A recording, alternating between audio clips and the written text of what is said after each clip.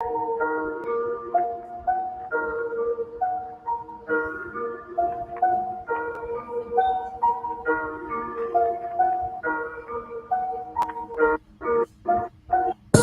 what up, man? It's your boy Knockout Boxing 86 TV special edition Tuesday night show. We got to make up for the debate that we missed last week, man. Y'all smash the like button as you come in the building, bro. Drop a comment too. Let me know when you get in here, man. We got to get them likes all the way up so we can get as many people in the building as possible, bro. Let's get it.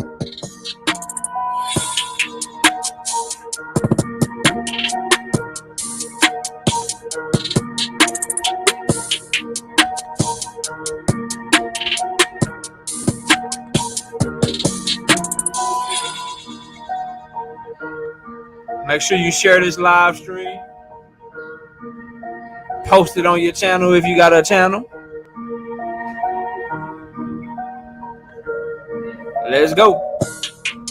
Tonight we got our first ever female boxing debate. We got a MAYER versus ALYCIA Baumgardner debate. I'm going to get into a few topics to start the show.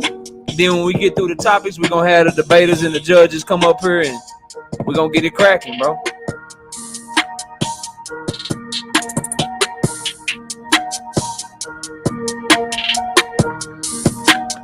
Anybody want to come up and talk boxing for the first half of the show, let me know, bro. Got a lot of great topics to cover, man.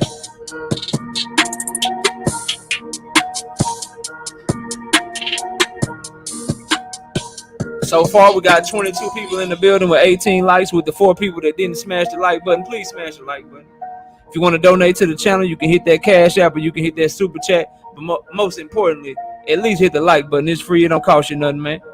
Just scroll right over there. If you're on your computer, use your mouse, hit the like button. Or if you're on your phone, just scroll up a little bit, boom, hit the like button with your fingertip, bro. You know, you don't get in your car without putting the seatbelt on, bro. Put your seatbelt on when you hop in my car, bro. Real shit.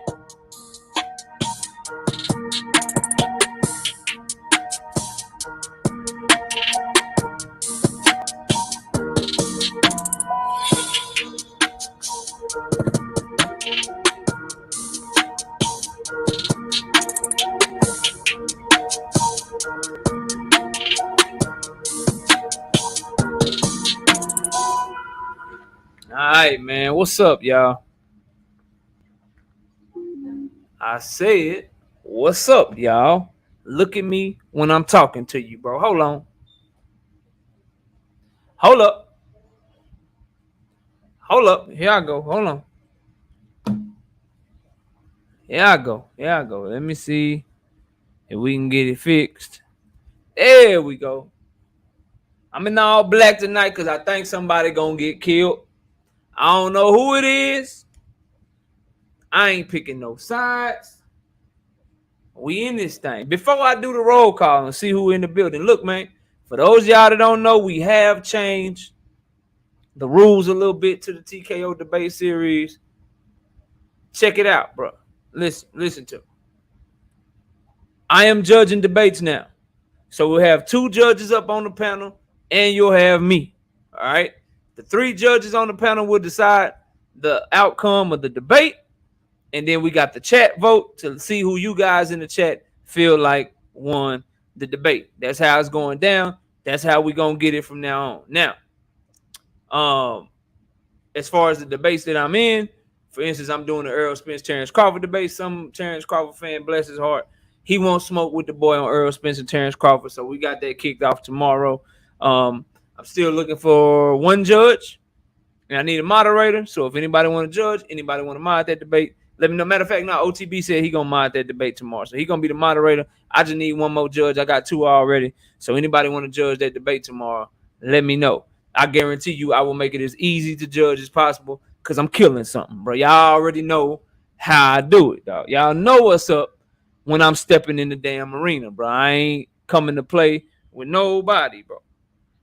I ain't coming to play to nobody. Shout out to Sean Clark in that Cash App with the $5. I appreciate you, Sean Clark, starting off the night just right. Let's see who we got in the building. Then I'll drop the link in case anybody want to cook on these topics. And then, like I said, about 1 hour from now, we'll be kicking off the debate. But we got a lot of boxing to talk about on our way to the main event of the show, the TKO debate series, bro. Here we go, man. I got Yoda. Yoda Crush said he gonna judge tomorrow. All right, Crush, you locked in. Oh, so did right side. I'll let I'm gonna let right side do it because you judged most recently and he ain't. You judged last week and he ain't judging a minute. So we'll let right side. You locked in, bro. Let's see who we got. Mac of the South in the building. What's good? But Crush, I do need one for Thursday. If you want to do it Thursday, you can do it Thursday, bro. Josh Sanders in the building. What's good? Thrill Hill. What's good with you? Crush in the building. What's good, homie? Dub right side. What's good, my brother? Double zeros. What's popping with you? Just Do Boxing in the building. And Dub right side. Crush the Legend. Just Do Boxing. Quee. Everybody with channels, y'all know what to do when y'all come in the building. Drop those links. I'll star them, and then that way I can always go back to them and tell people to sub to y'all channels. Not me. What's good? Leon Robinson in the building. Rolling with the punches and slid up in here. Teachers up in the building. AJ64 is up in the building. Let me see who else we got in here. Dante Hall, what's good? Dante done slid through the back door, slid up in the window. Sean Clark in the building. What's up, Sean? Let me see something, Sean. Do you have? Let me get you right, Sean. Let me get you right, bro. Yeah, Sean Clark ain't got no. Welcome to the gang, Sean. You are now mod on the channel. Different opinions are welcome, but you see any disrespect, you see any trolls, you go ahead and shoot them down with authority, Sean. Appreciate your support to the channel. Thrill Hill, what's good with you? OTB, that's one of the debaters right there. We all know OTB. I ain't telling y'all nothing I ain't said to him. I ain't telling y'all nothing he ain't already heard. OTB is trying to bounce back. Okay, OTB is trying to bounce back from a loss. You know what I'm saying? You can't take 2 losses in a row in the debate series because people start looking at you like food. His opponent is looking at him like food. His opponent hit me up, Jay Chestnut, said, look, man, these are the topics I'm interested in debating. I couldn't even ask Jay Chestnut. I couldn't even ask him who did he want to debate. Before I could respond to his email, he said, and I'm calling out OTB. So they already looking at my brother sideways. So OTB say Jay Chestnut got to be careful what he wish for, though. That's the type of energy, type of time he seemed to be on with this shit, man. So y'all, I think y'all in for a treat tonight, man. The Fans Corner, what's good with you, bro? Shout out to you. Blasphemy, what's up with it? Salute to you. Jay Chestnut, there you go. You right. Somebody getting killed. See what I'm saying? See what I'm saying, bro? See what I'm saying? Hey, man, they've been going at it heavy, bro. My daughter's in the building. What's up, baby? Salute to you. Salute to my daughter. My other daughters. What's up, baby? My other daughter. What's up, Jay? I see you. Who else we got, bro? Tupac. What's good, Tupac? San Diego in the building. Been out to San Diego. Very, very beautiful city. Shout out to you, bro, from San Diego. Appreciate you tuning in. G Parker in the building. What's good, G Parker? And Emmanuel Pettigrew is up in this thing. What's up, Emmanuel? What's good with you? 56 people in the building so far. Let's get the likes up. We only got 47 likes. Let's make sure the likes match the number of people in the building at the least, bro. If we want to get more likes somehow, that's cool too, but let's at least match the likes with the views. What's up, Cassandra? I see you in the building. Salute to you. William Old School. What's good, William Old School? YGB22. What's good? My brother D Free, boxing matchups with Dwayne Freeman. He will be judging the debate tonight. The debate will be judged by myself, boxing matchups with Dwayne Freeman, and Nik J from Queens of the Ring.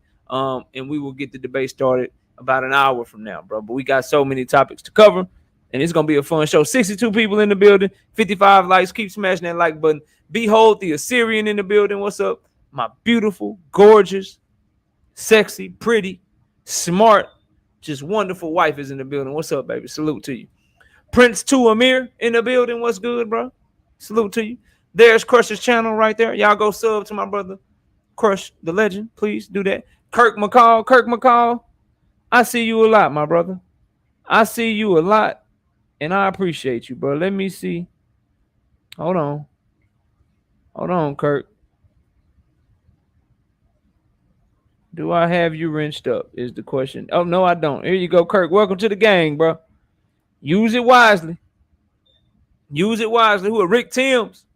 Rick Timms, I need to block you right now because you thought I forgot about that shit you said earlier. I'm finna take your wrench. You see this shit talking shit about my Cowboys. Hell no, bro.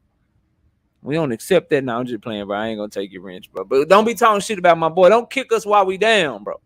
Bay Area, bro. What's good with you, fam? Salute to you. Salute to you. Who else we got? T9's boxing class. He here to teach something. Shout out to my brother T9 class in the building. What's good, bro? What's good, bro? T, what's up, T? My brother T, y'all go subscribe to my brother T over there putting in that great work. The CNN of this shit. Robbing the bookie. You know what I'm saying? Chill sessions. Boxing talk. Just talking shit. You know what I'm saying? He doing his thing. T said OTB won, KO. I don't know, T. I don't know what debate you was watching, but I watched a different debate, bro. I watched a different debate. No shade, though. OTB about to come up here and show out today. Mr. Mechanical, what's up? DP Rocker, what's good? OTB say he see dead people. Damn. Did I say what's up to DP? I think I just did. But salute to DP Rocker. Snacks B, what's up with it? We gonna beat y'all ass, DP. I don't care if we ain't got that. We beating y'all ass this week, bro. We beating y'all ass, bro. Yeah, I said it. And I don't care who don't like it. K Savoy, what up, bro? Salute to K Savoy. Who else, man? Who else? Ghost in the building. What's good, Ghost? Salute to my brother Ghost in the building. Cap man. It jumped on me. There go Cap man. Yeah, I'm petty, Teach. Yeah, I'm petty as hell. I don't care. I don't care. Smooth Groove boxing straight out of Oak Cliff. What's up, Smooth Groove? Salute to you, bro. Salute to you, bro. Chris Prime Time Colbert. ERAF the world. I don't know, man. You might want to change your name. That boy, he gonna have to bounce back. He gonna have to bounce back. All right, I think that's everybody. Thomas Billy Ho, what up? What up, Billy Ho? Salute to you, bro. All right, man. Let me go here. Boxing Gyms, I see you. Salute, bro. Let me go here. Let me do this one time. Let me do this. Got a few topics to cover. Panel is open for anyone that want to get on for right now, but we'll have everybody hop off once it's time to start the debate. Let me pin that message. If don't nobody want to come up, I got plenty enough food to cook for y'all anyway, bro. First, I want to talk about Fury and Joshua, bro. So apparently, Tyson Fury done agreed, and Joshua done agreed to fight him on December the 3rd. No contract is signed. But here's what Eddie Hearn had to say about it, bro. He says, we received an offer. We tried to negotiate the offer. We weren't happy with a lot of it, but we were told unequivocally, no movement, accept it or go away. And we accepted. AJ has wanted that fight for so long. He accepted every term that was put to him by Tyson Fury. We accepted that on Friday. We're still waiting for the contract. I spoke to George Warren this morning, and he said he'll have that in the next couple of days. I hope December 3rd becomes a reality. There's no reason it shouldn't do. No one from their team is making me feel like it shouldn't. I don't want to get too excited yet. Don't forget, we signed for this fight previously. Hopefully we can sign for it again, and it'll happen. We still have to work out the broadcast situation, but BT and DAZN are very excited, and the talks will be very proactive and productive for those guys to work for together and move forward. It's the biggest fight in boxing. Everybody wants to be a part of it. There's still conversations to be had. So basically there was an offer. And Anthony Joshua and Eddie Hearn and their teams, they accepted the shit, bro. They accepted the offer. So this is what I want to say about this whole situation. I know a lot of people listening to my voice don't like AJ. Woke, what up? I know Anthony Joshua, because of the Deontay Wilder situation, not a lot of people rock with AJ, bro. I understand that. I'm not mad at that. Do your thing. But, bro, to get your ass whooped by Andy Ruiz and then come back and fight him without a tune-up, to then get your ass whooped by Alexander Usyk, not come back to a tune-up, but go directly into fighting Alexander Usyk and get your ass beat again, and then be willing to step in the ring with Tyson Fury only a few months later. Like, bro, AJ is doing a lot of shit that a lot of people's favorite fighters ain't doing, bro. He's taking on the level of competition. He's fighting the level of opposition that a lot of people's favorite fighters, Isaiah Felix, what's up, are not doing, bro. Now, whether or not you think Anthony Joshua stands a chance, you think his ass whooped, and that's cool. That's just you picking the fight. I understand that. I'm not mad at that. Do your thing. But fighting the fights that he's fought, taking losses, then trying directly and get back. Dare I say that he's doing something that we haven't seen Canelo Alvarez do? I didn't see Canelo Alvarez fight Floyd Mayweather a second time, and I didn't see him fight Erislandy Lara when people thought it was a close fight. I didn't see that. I didn't see Canelo. I don't see him fighting Bivol. As a matter of fact, he's hoping that Bivol loses so he don't have to fight him. Meanwhile, he gets a lot of praise and AJ gets a lot of slack. And I'm no Anthony Joshua fan. I'm just saying, bro. When you look like, listen, bro. Listen. Just hear me out, bro. Hear me out, right? I know that some of y'all ain't gonna like this, but just hear me out, bro. Just hear me out. So let's go here. Dillian White, Charles Martin, Dominic Brazil, Eric Molina, Vladimir Klitschko, Carlos Takam, Joseph Parker, Alexander Povetkin, Andy Ruiz, Kubrat Pulev, Alexander Usyk, and then Tyson Fury. I mean, damn, bro. I mean, damn, dog. Like,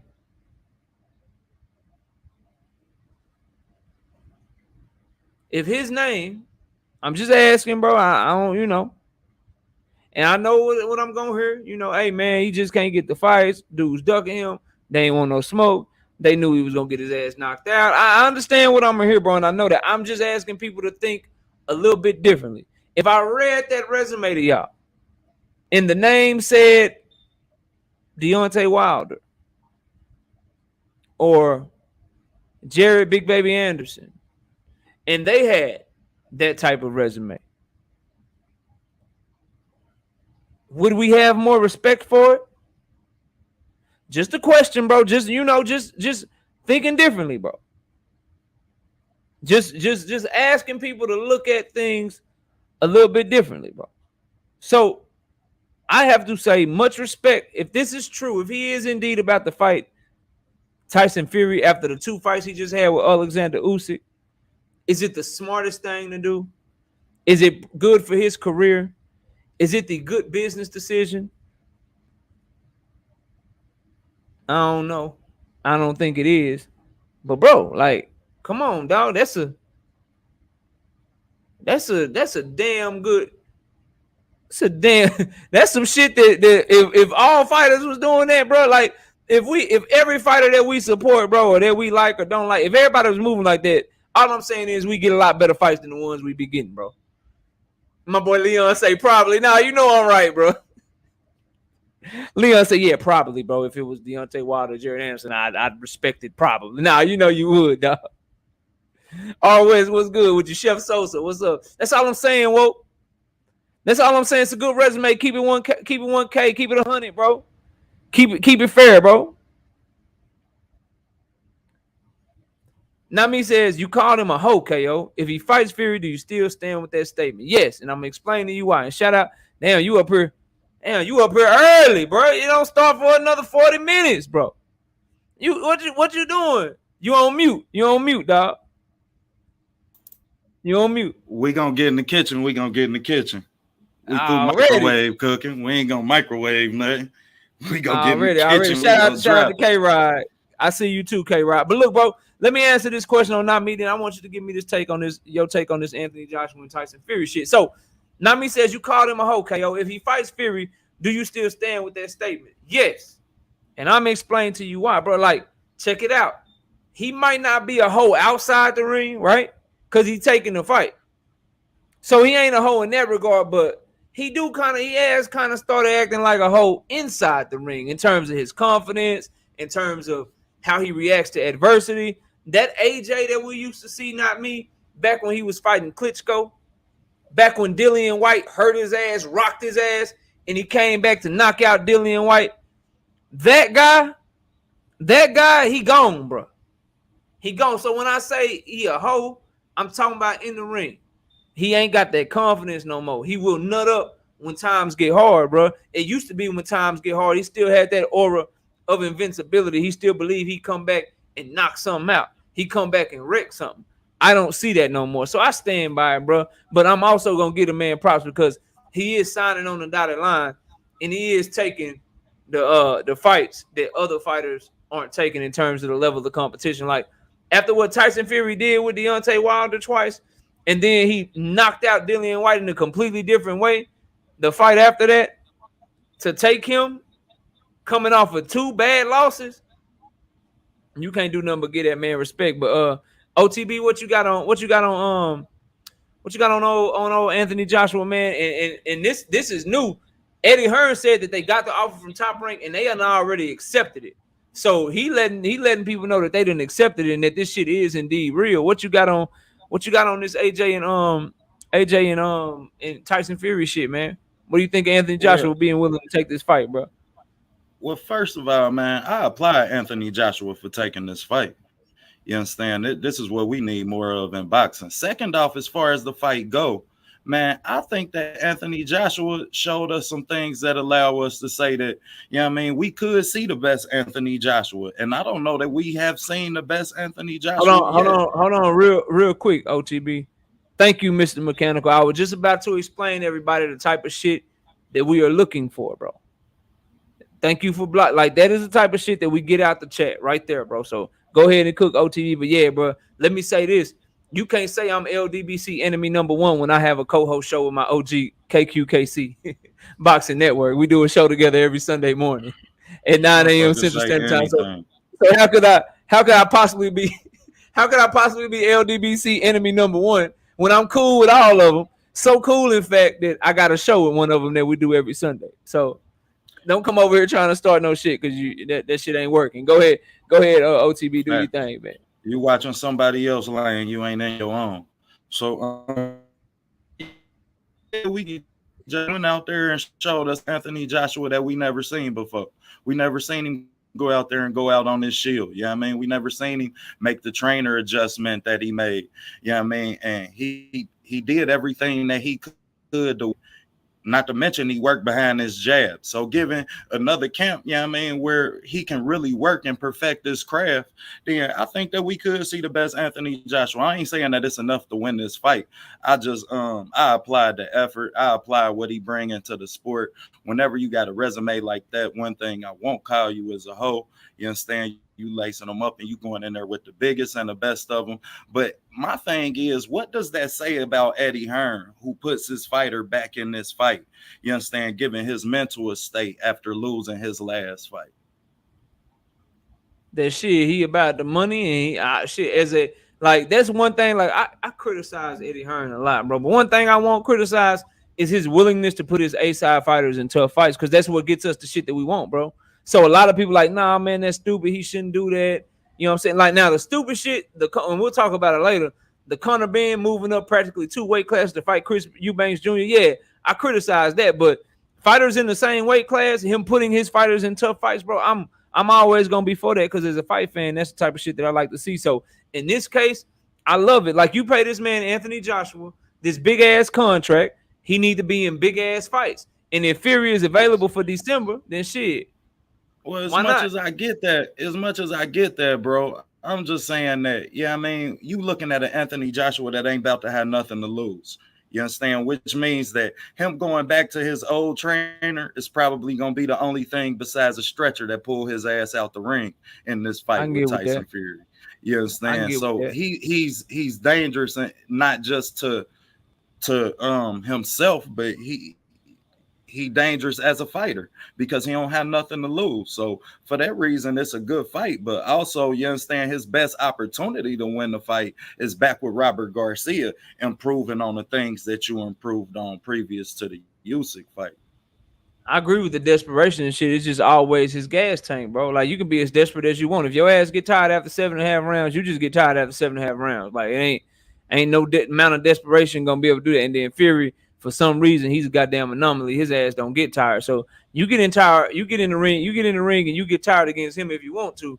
It's gonna be a lot worse than that Usyk fight. But let me pass it to your opponent. Everybody smash the like button. We got 80-some people in here, 76 likes. Get the likes up in case you haven't hit the like button already. But we got your opponent. He done hopped up here. He wanna cook for a little bit before we get started. Jay Chestnut, what's up, bro?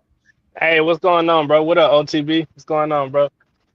Hey, man. So, I mean, we kind of knew after the Usyk rematch, man, when he lost, bro. Like, we knew that wasn't gonna be the end of Anthony Joshua, man. I think, like you said, like that, this was a fight they was looking for, from the beginning. You know what I'm saying? I think honestly they had this kind of in the works a while ago, whether he was gonna win or lose. You know what I'm saying? They just had to know that Usyk was gonna step away. You know, and I think he had an injury or something like that. So, I applaud Anthony Joshua, man, and I agree with OTB, man. I think it's things that Joshua would do that can give Tyson Fury a lot of problems, you know what I'm saying? Especially that missile of a straight right hand that he got. You know, we saw Deontay Wilder be able to land that a couple times throughout all three of their fights, you know what I'm saying? And really affect Fury with that. Now, I don't think Joshua is a harder puncher than Wilder, but what I will say is Fury won't be able to lean on Joshua like he was leaning on Wilder to take those legs away, you know what I'm saying? So it kind of gives Anthony Joshua a little bit more of a chance, you know what I'm saying, to be able to do what he want to do in there with Fury. I really hope he stick with the body work that he did in the Usyk rematch, because I really liked it. I didn't think he used it enough coming down the stretch of the Usyk fight, and I ultimately think that's why he lost the fight. But against Fury, man, you know what I'm saying, a bigger guy, I think those body shots could affect him a little bit more. And I would like to see him go through another camp with Robert Garcia. You know what I'm saying? I thought Robert Garcia gave him great instructions in the corner. I don't want to see him go back to his old trainer, man. I think Robert had him ready to go. He was damn near on the verge of winning if he, you know what I'm saying? If a couple things go different in the 10th, 11th, 12th round, he was right there to win in that fight. So you can't really put that on your trainer, because his trainer definitely gave him great advice and had him ready to go. But I like the fight for Joshua, honestly. I think he actually matched up better than people think against Fury. Okay. So I want to move on to this, bro. Like, so somebody that was floating around as maybe an opponent, like Tank is running out of opponents, bro. Like Tank Davis, Gervonta Tank Davis. We don't know who he gonna fight in December, but I know one name just got notched off the list today. It just got notched off the list today, and that is Michelle Rivera. It's being reported that Michelle Rivera is gonna end up fighting on the Deontay Wilder Robert Helenius card on October the 15th. So, with that being said, bro, I just don't know. So people are saying that Tank Davis is in negotiations with Ryan Garcia, but now, on top of that, somebody that's in the PBC, somebody that would have been, you know, who's like number one in the WBA right now, that said he's been calling for Tank Davis, Michelle Rivera, he just came off the board. Now, am I tripping, or is this a good sign that maybe Tank and Ryan are in negotiations, that they are close to having a done fight deal? Because I don't think PBC would sign up Michelle Rivera, who's supposed to be maybe a backup opponent to Tank. I don't think they signed him for a fight on October 15th if they didn't have a good idea that they were going to get a bigger and better fight for Tank. Or is Ryan Garcia a smokescreen, and are we just a couple of weeks away from a Tank Davis versus Isak Pitbull Cruz rematch, bro? Like, what is going on over there with Gervonta Tank Davis? So now that we know Michelle Rivera is off of the table, what are we expecting? OTB, if you had to guess, I'll go to you first. If you had to guess, bro, if you were a guessing man, who is Tank Davis fighting in December, bro? Because Michelle Rivera is no longer an option. They're saying Ryan Garcia. Isak Pitbull Cruz is floating out there. Are we gonna get Tank versus Rolly Part 2? What the hell going on, man? Give me some hope as a Tank fan, man. What should I believe in, bro? Shit, hope and pray for the Ryan Garcia fight. That fight can potentially be the biggest fight of the year. You understand? Let's be real. You talking about, and then that's a fight that's gonna bring the younger generation in the boxing. You understand? These two are the youngest, and you got Ryan Garcia at 23, Gervonta Davis at 28. You understand? That's the whole 20. That's the whole millennial generation. Tank Davis is 27 years old, bro. 27. Y'all be trying to act like Tank old and shit, man. He 27. Man, and he been a champion since he was 15. Shit. But nah, though. But yeah, though, you gonna bring in a lot of the younger generation into that fight. You understand? And I think that you got a chance to bring them to boxing. Shit, I think that Ryan Garcia can potentially come in as the biggest fighter that Tank done fought. You understand? We know about how big Ryan blow up. We know about how he done fought his last 2 fights at catch weights. You understand? So I'm only to expect Ryan to be the bigger, the longer fighter going into that fight. And we know about how fast his hands is, which is going to make closing the distance for Tank that much more intriguing. That's a hell of a fight. I can't wait to break. I just hope I get to break it down. That's why I'm for that fight. I don't feel like Rolly Romero is worthy at this point of a rematch. As much of the success he had in the early portion of the fight. Once you get knocked out like that, I don't know if anybody want to pay to see that again. So to close out the year, man, I think that the Ryan Garcia fight is the biggest fight on the table for Tank. And not to mention, that's the only fight until this day Tank done told us he wanted. So when that's the fight that you tell us you want it, I'm going to need your promotional company to put whatever beef they got aside and make this shit happen, just like y'all was able to have Ryan Garcia ringside when you fought your last fight. So on that note, I'm going with Ryan Garcia. Not me says Cruz rematch will be announced soon. Just watch. There is a reason why he was ringside for that Zerdito fight. Damn, bro. Damn, look, I'm kind of torn on it, right? Because Isak Pitbull Cruz, he a good fighter. He got an awkward style. You know, it's difficult to prepare for him. Don't nobody at lightweight fight like him. But I just know that Tank could knock him out in the first round. Tank could knock him out in the second round, 6th round. It could go to distance and Tank can win every round. Tank can win a controversial decision. Tank could get beat. It could be a draw. It don't matter the outcome of the fight. Tank getting criticized after that fight, bro. You putting yourself, if you do an Isak Pitbull Cruz rematch, you putting yourself in a lose-lose situation, bro. Because if you beat his ass, they're gonna say, well, you supposed to beat his ass. Bro. If you don't, then they're gonna be like, hey man, this shit, you know, this is why we didn't want to see the fight in the first place. But go ahead, OTB, and then I'm gonna pass it to we ain't seen that damn Pitbull since he fought Tank. We ain't seen that Tank Pitbull. We ain't seen that, you understand, sitting on his shots Pitbull. We seen a wild ass Pitbull who in there waiting on this shot. Hey, he been walking through shit though, OTB. He been walking through shit. Now he did Gamboa worse than Tank did him. So if you get in there and you fight the fight that you fought against Gamboa and you fight the fight that we just seen you fight, your ass going to bed in the first round. Because you wasn't tight as you was against Tank. And as far as I'm concerned, your head movement wasn't the same and you ate a lot of shots sitting to land your shots. You think you're going to eat them shots when you get in there with Tank? He going to put your ass to bed. Already. Jay Chestnut, and welcome Q the God from Lost Order Boxing, and welcome my brother Dub right side. Welcome to the panel, brothers. We'll get to y'all in a second. Jay Chestnut, what you got on that, man? Who Tank fighting, bro? What's going on? I want to believe it's Ryan. I want to believe it's Ryan. Like OTB said, that's the only person we done heard out of his mouth that he said that he wanted to fight. And then, you know, after the I believe it was a couple days, Leonard, after the Rolly fight, you know, Leonard Ellerby came on the Sean Porter podcast and said that was the fight that they was looking to make as well for him next.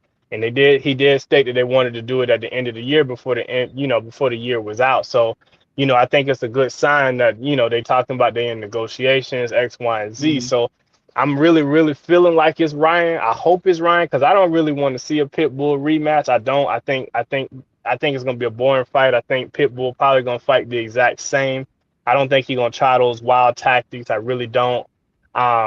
You know, because I think you got to be wary of Tank power anytime he step in the ring. You know what I'm saying? And he can end his power carry late, so it's not like you really have a chance to be reckless in the ring with Tank. You know what I'm saying? I want to see Ryan because I think for Tank, that's probably the best opponent.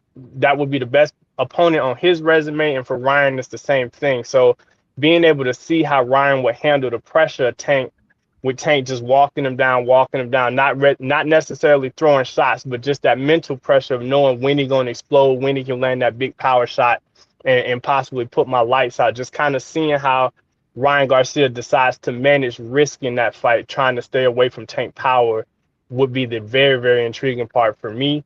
And that's the fight I'm hoping we get in for both of their legacies, honestly, because Ryan Garcia, as much as he's talked about, Ryan Garcia hasn't fought a top name. You know what I'm saying? Like, you know, he got the Luke Campbell win, which contrary to popular belief, I think is a really good win on his resume, best win on his resume. But I think outside of that, man, he ain't really fought, you know, nobody really to be considered a top lightweight, you know. So I kind of want to see him get in there and mix it up with an elite guy, just like I want to see Tank get in there and mix it up with an elite guy. All right, let me go to my brother Q from Lost Art of Boxing. Q, welcome to the panel, bro. Q will be one of the judges tomorrow for the Errol Spence and Terrence Crawford debate, so y'all be sure to check out his channel and the great work he's doing over there. But Q, go ahead, man. What you got on this situation, man? Who Tank fighting next? Michelle Rivera is now off of the table, bro. We ain't getting no Tank Michelle Rivera. That shit off the table, bro. What you got, man? Man, Tank got options. You know, and whether people like the opponents or not, you know, I start really feeling that type of way when, you know, Tank, you know, he really don't come out and say he want to fight the best. You know, Tank want to fight for money. Tank want to be the most popping, the most famous. So when it come to Tank got shit. I think he could possibly fight what the cat that beat Colbert. He just got the belt with Hector Garcia. You got him. Shit. What weight class would they fight at though? That dude fight at 130, bro. Man, he want the belt, but even before Tank said that he gonna stay at 135, he said he still could go down to 130. You know what I mean? And when we talk, I'm just calculated, moving calculated. That's just I'm a champion at 130 again. He could go up and fight the one cat, Puello. You know, they just won the belt at 140. Alberto Puello. Yeah, you got him. Shit. Like I thought, like you were saying, I thought Michelle Rivera could be like a step-in opponent if the first opponent don't work out. So I feel the same way with maybe Abner Mares. He just got in and got a win on that pay-per-view fight with Andy Ruiz. I think Abner Mares might be on the table to step in. Man, when he's supposed to fight let the Ryan shit don't happen. They plop his ass straight on that motherfucker. Hell no, bro. If he fighting Abner Mares, I'm not going live, bro, because I'm gonna get Doug right side probably laughing. He ain't got his camera on. I'm not going live, bro, to hear people talk shit, man. But if he fight Abner Mares coming off of that performance, and he was supposed to fight him already. Abner pulled out with a torn retina. We don't want to see that shit. I don't put shit past Abner. We gotta save Abner's eyes at this point, dog. We gotta save his eyes, bro. Man, I don't put shit past him, dog. Let Ryan not come in and fight. Like, I think Ryan may be the first option, but Tank got options if that shit don't happen, because I just seen, and I don't know, y'all probably seen Oscar De La Hoya when he went live. He constantly talking about, man, it's hard to make fights with Al Heyman, man. When they got an Al Heyman fighter, he just said that shit like 2 days ago on his live. But see, I was speaking on that earlier, bro, and I want to pass the right side. I was speaking on that earlier. It's easy for people to say that shit with Al Heyman because he don't respond, bro. Mm-hmm. So when Eddie Hearn or Oscar De La Hoya or Bob, when they go in on, and they all have done it, they all talk shit about Al Heyman. The fact that he doesn't respond, people just revert to, okay, since they the only one that's talking, I'm just gonna believe what they say because he ain't responding back to it. So when they be talking about Al and shit, like here's what I know: they say that Al is the only one blocking the fights, but I watched Al Heyman send Canelo an offer and make the Canelo Caleb Plant fight. I watched Al Heyman send Canelo another offer for a 2-fight deal that Canelo turned down and instead took the deal at the zone. I watched Al Heyman send offers to Jaime Munguia for a fight. And I watched Jaime Munguia's team say no, the zone got to be a part of it. So I seen Al Heyman send Brian Castano over the Top Rank to beat the shit out of Patrick Teixeira, bro.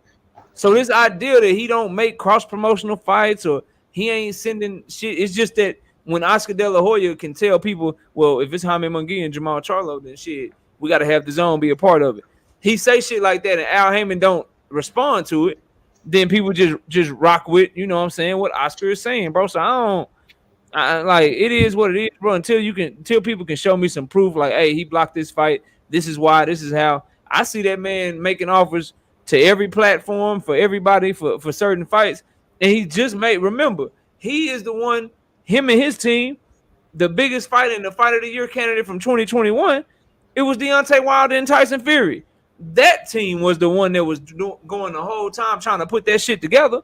They was the ones that was trying to make sure that the third fight went through and that Tyson Fury honored his words and shit. It was Top Ranking them that was running around this bitch trying to do something different and not make that fight. So, I mean, people say that shit about Al, bro, but it's a lot of evidence that points to the contrary.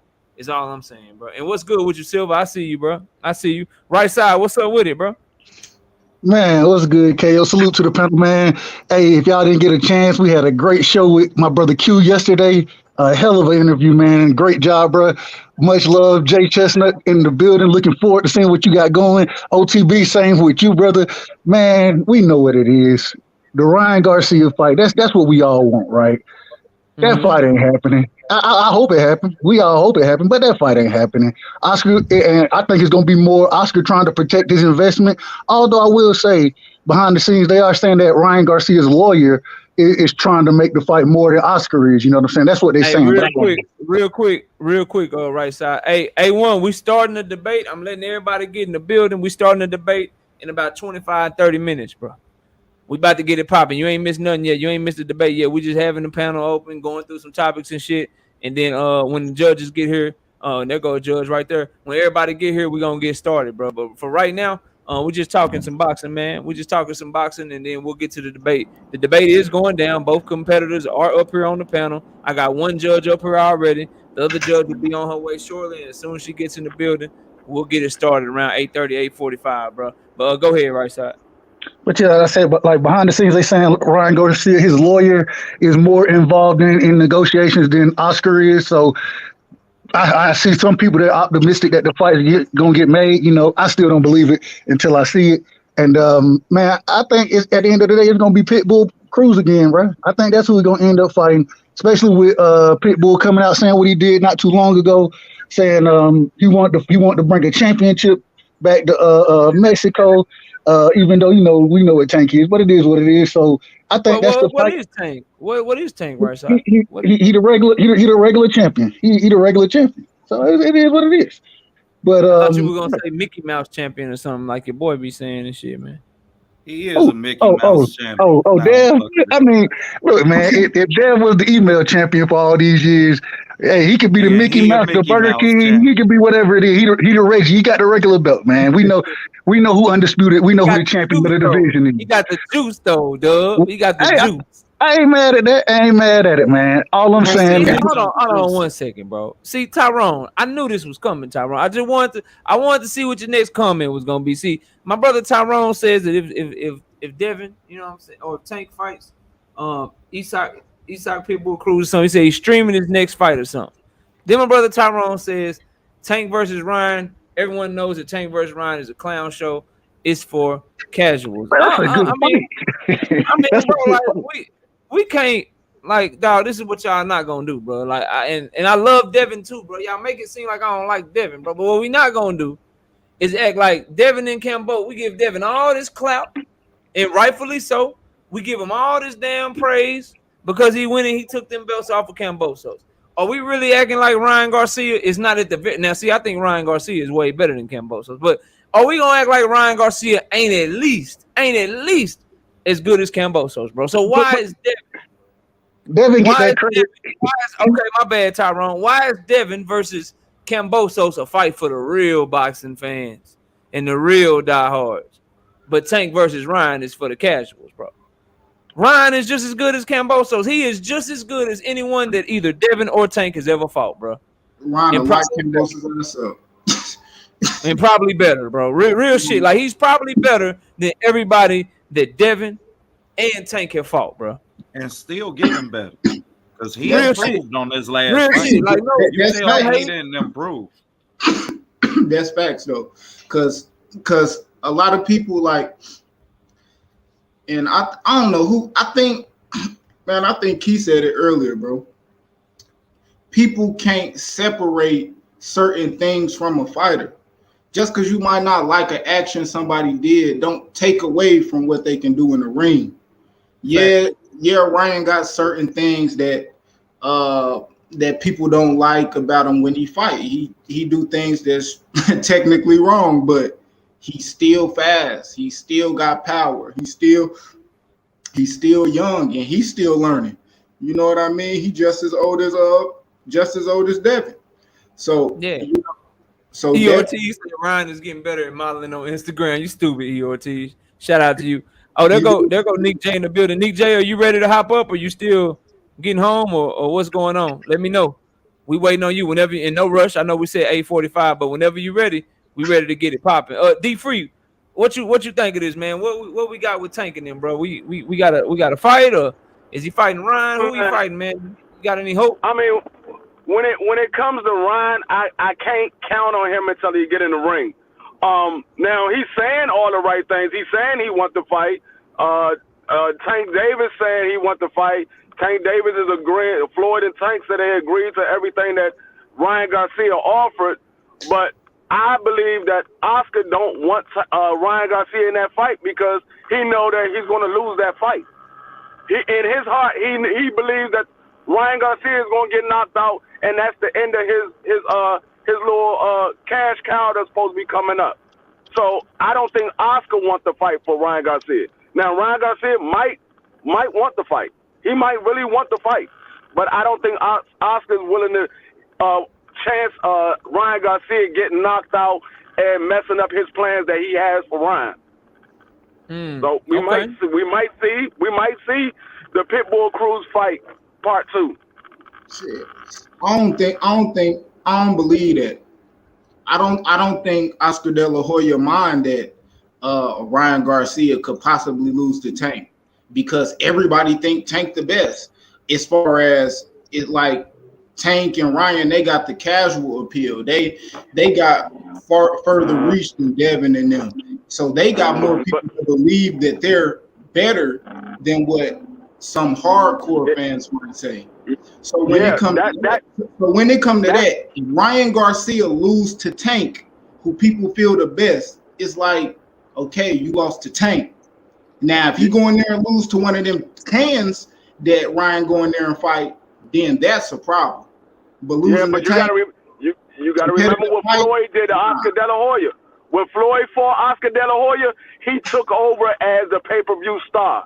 Tank Davis is already the pay-per-view star, but he don't want to lose to Floyd again, and now you ain't got nothing to come back from. Oscar was damn near 15 years in, though. Oscar was 15. And I think that Ryan only 23. I think Ryan make it back if he lose that fight. I think either of these fighters still have a successful career. Exactly. He could possibly bounce back. Oscar was old. No. What could he do after losing to Floyd? Will they make the fight? Everything y'all saying is correct, but that might not be what Oscar is thinking about. He's thinking about right now. Right. But you also, right now, that's the most money in the contrast. But look at it like this. Look at it like this, y'all. Like real shit. Like I hear what everybody's saying, but Q, look at it like this. If Oscar didn't mind Ryan losing to Tank, then why didn't he let Jaime Munguia fight Jamal Charlo? I was just about to say that. My point is this, bro. Like Jamal Charlo, Jaime Munguia is not nearly as popular as Ryan Garcia is.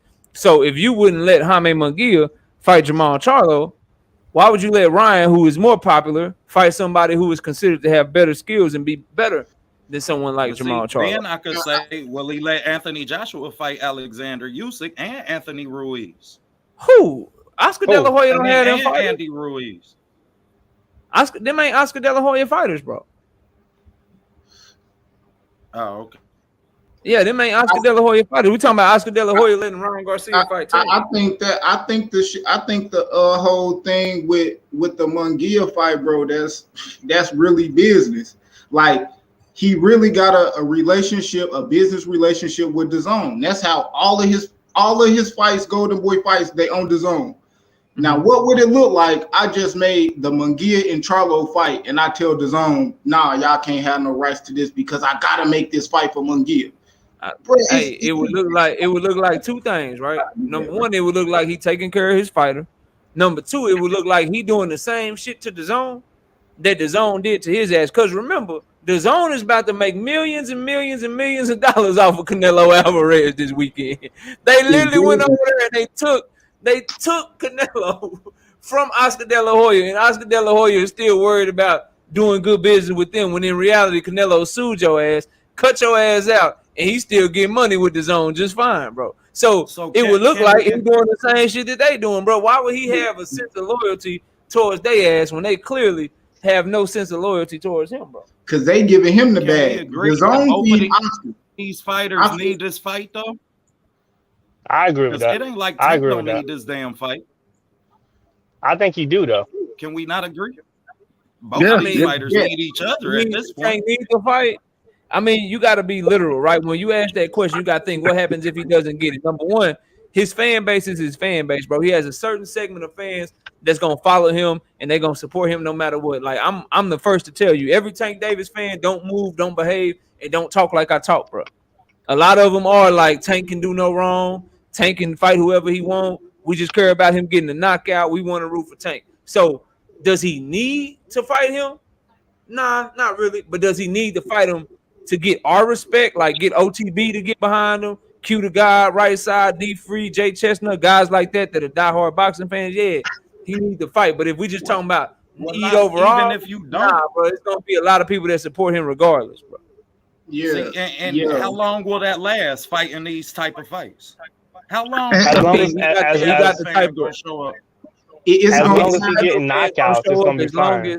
As long as they think it's popping, bro. As long as he got that hip hop culture behind him, bro. Honestly, they'll probably do it for the rest of his career. Dudes like me will get tired of it and shit. They can do that shit for a long time as long as he's still knocking people out. Yep. A knockout. Nah. Soon as they get a whiff, soon as Tank casual fans get a whiff of shit, Shakur. Soon as they see Devin, like if Devin fight Lomachenko and win that fight, yeah, they gonna be like, Tank, who's that other dude that just be so and so? Like they don't gotta know their name, but they gonna hear about it. The casuals, like I know, like my home gotta be exciting though. The thing is, he can't go out there. He can't go out there and beat Loma with a. He can't go out there and beat Loma with a jab and grab. That's what like that. You know, he can't do the old jab and grab. He can't jab and grab, jab and grab, jab and grab. He can't beat him like that to get nobody attention. He gonna have to do more than jab and grab a motherfucker. Fact. Real shit. He got to do Cambosis. We talking about casual ass fans. Somebody like me, I'll sit up and I'll watch that shit all night. That shit look beautiful to me. That shit is fire. That is a masterclass boxing performance. But shit, the casual fan is there like, why is he only throwing one punch? Why is he only throwing one punch in wrestling? Like they ain't finna like that shit, man. And that's the reason why Tank has the fans that he has, because casuals like knockouts. Casuals like knockouts. I'm not going to be super excited about that either. Like, because, and this is why. If I already know you could do that, I want to see you show me something that I didn't know you could do. I want to see that extra shit. Facts. I don't want to see you. If you go in there and do what I think you're going to do, I'm going to be like, That's boring, bro. I know what's coming. So then you agree agree with with me, movie bro. that I know what's coming. I want to see a fucking Boxing gyms, you 100. Look, boxing gyms, you 100% right. The object is to win. Like if I'm Devin Haney, bro, I don't care, bro. If you can't stop me from winning this way, I'm gonna win this way all the way to the top. But to the point that was being made to me about he can somehow take over and make people want to see him just by, you know, if he fights Shakur or Shakur do it. Nah, bro, they gotta look fun. They gotta look like for casual. Now, me, I watch all their fights. But for a casual fan, to make a casual fan be like, yo, what's up with Tank, bro? Like Tank ain't fighting this dude, Tank ain't fighting that dude. Y'all know what these casuals do. Man, shit, Tank will knock his ass out. He look trash anyway, bro. He ain't doing nothing. He can't do this. He can't do that. Tank gonna knock his ass. Y'all know how that shit goes. But if we allow Tank to move like that, and we let right side get in there. I heard right side trying to say something. What'd you say, right side? This gonna be the problem, man. When it start affecting them pay-per-view numbers. So a lot of folks are already streaming the fights and shit, right? A lot of people are already doing it. And now with Tank, you know, he's starting to fight or not fighting the competition that hardcores who paying for the fights. That he making them fights. You got people who we would consider hardcore fans right now saying, nope, I'm gonna stream that shit. If he fight Ryan, I'm streaming that shit. And so then when Tyrone just came in here and said that shit, real shit. So when you start to see them pay-per-view numbers change, you know what I'm saying? OG coach be saying that shit. He ain't. Yeah, you're right. And so when those numbers start to be affected, then he gonna have to fight somebody. I believe, but hell, you never know. They say they're in the business for the money. I'm like, if you're in the business for the money, go fight the biggest fights, and you'll get the biggest bag. I don't understand it. Same shit. Take your ass and fight on Jake Paul card. You ain't trying to be great. Go fight with Jake Paul. No. Go ahead, D Free. Go ahead and wrap us up, bro. Then I want to get to one more topic. The debate gonna be starting in about 10 minutes. So I got this other topic I want to cover, but go ahead and get it in, bro. When Mike Tyson was fighting, he was fighting a bunch of nobodies, and he was knocking their asses out. And everybody was paying to see Mike Tyson knock their ass out. Once he started fighting top competition, he started getting beat. But they were still paying to see Mike Tyson knock motherfuckers out. And that's what they paying to see from Tank Davis. But the difference is, D Free. Hold on. I gotta talk a little shit. Real quick. The difference is, D Free, is that when Tank fight that high level competition like Jose Pedraza or Leo Santa Cruz or Barrios, when he step up to the supposedly better competition, he still knocked their ass out. Yeah, and they're gonna pay for that. They're gonna pay for that. You know what I'm saying? He ain't stepping up like Mike Tyson and getting whooped on. He's stepping up and he's stepping on shit. But I want to talk about this guy right here. I don't know if y'all can see my screen. Competition too. But I want to talk about this guy right here, man. I want to talk about Jesse Bam Rodriguez for a little bit, man. I gotta talk about my guy. I gotta talk about him. Like him a lot. Jesse Bam Rodriguez said some shit today that I 100% disagree with. Unequivocally, you know what I'm saying? I want y'all to give me y'all take on it. Jesse Bam Rodriguez said, to me, every fighter wants to be on the pound for pound list. For me to accomplish that would be a big dream come true. I believe I'm on my way to do that. I call bullshit on Jesse Bam Rodriguez because he already on the goddamn pound for pound list. He's the number 8 pound for pound fighter in the world. I want to go in reverse order. D Free, is Jesse Bam Rodriguez right or wrong? He should already be on the pound for pound list, right? I'm about to say he's already on my pound for pound list, but he's 100% wrong. If that's a dream come true, then what the hell are your goals? Because a pound for pound is a daggone opinion. That shit doesn't mean nothing. You don't get no accolades for being on pound for pound. Your dream and your goal is to be a champion, not to be on no damn pound for pound list. Because I can care less if you're on pound for pound list. If your ass out here beating champions and you become an undisputed and you fighting all tough competition, you're not taking no short rolls, then that's the fighter I want to see. I don't care who the fuck the pound for pound star is if they ain't doing what you doing. So I can care less. Right side, what about you? I agree with D Free, bro. Hey, the pound for pound list is a mythical list that all type of people make up and put different names on and look at it a different way. Man, do not worry about that, bro. Go win more championships. You already been jumping divisions, you feel me? And you're doing a hell of a job there. So, man, keep doing your thing. Go keep fighting the best, bro. Did you hear what Eddie Hearn said, bro? What Eddie Hearn said? Eddie Hearn said Bam Rodriguez win. he want to put Bam in there with the winner of Chocolatito and Estrada. You damn right. That's what I want to see. You damn right. Yeah, that shit fire, bro. You took that's the direction I was going. And Yeah, I gotta say, man, fire. on his list need to be Chocolatito or like you say, the winner. And I'm picking Chocolatito to beat Estrada this Yeah, time. Estrada looked like garbage in it. Did you watch his fight that he had just like a couple weeks ago? Hell yeah, I seen that shit. The nigga look. I mean, I was looking at him like, bro, if you come like the Chocolatito that I've been seeing, shit, you come in, you mess around, get stopped, bro. You gonna fuck around and get stopped looking like that against Chocolatito. But let me go to QQ. What you got on Jesse Bam Rodriguez, man? Want to be on the pound for pound list? I think he already there, and I agree with the brothers. That shouldn't be a goal of yours, like multiple division champion. That's the type of shit I like to hear. But what you think of Jesse Bam Rodriguez and his pound for pound comments, man? Man, yeah, I'm with Bam because like how Bam see it, and this just come from me knowing people that know Bam. Like what he want to do, like the goals for himself, he want to beat Chocolatito, he want to beat Estradas, he want to go up and fight a new ways and shit like that. You know he young, and he know he's still gonna get better.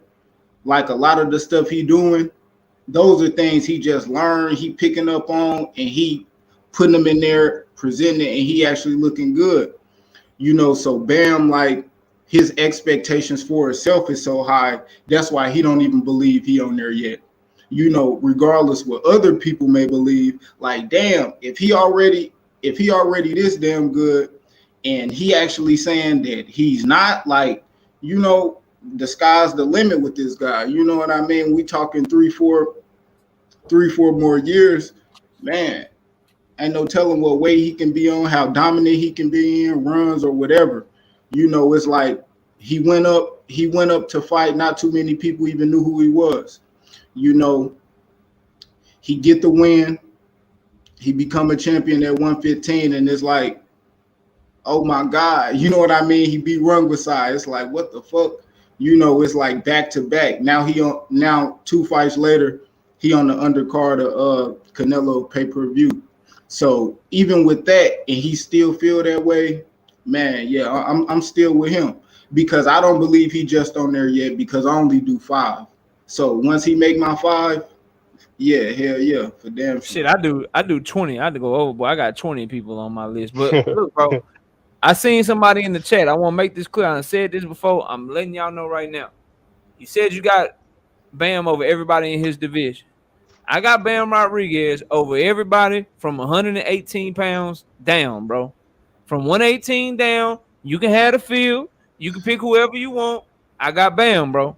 I'm telling y'all right now, he is the best small fighter in boxing, in my opinion. I'll be proven to be right or proven to be wrong, but I was talking about Bam Rodriguez long before he beat Quadras and Rungvisai. So, you know, it is what it is. Jay Chestnut, man, what you got, man, on Bam Rodriguez in his comments, bro? Honestly, I'm honestly wait and reserve my opinion for him. I've only seen him fight once. I do kind of want to see this Chocolatito fight because I don't watch Chocolatito a lot. But I got to see Bam Rodriguez a little bit more before I give an educated opinion on it. Already, we'll go to OTB. OTB, what you got on Bam, bro? He definitely on the pound for pound list now.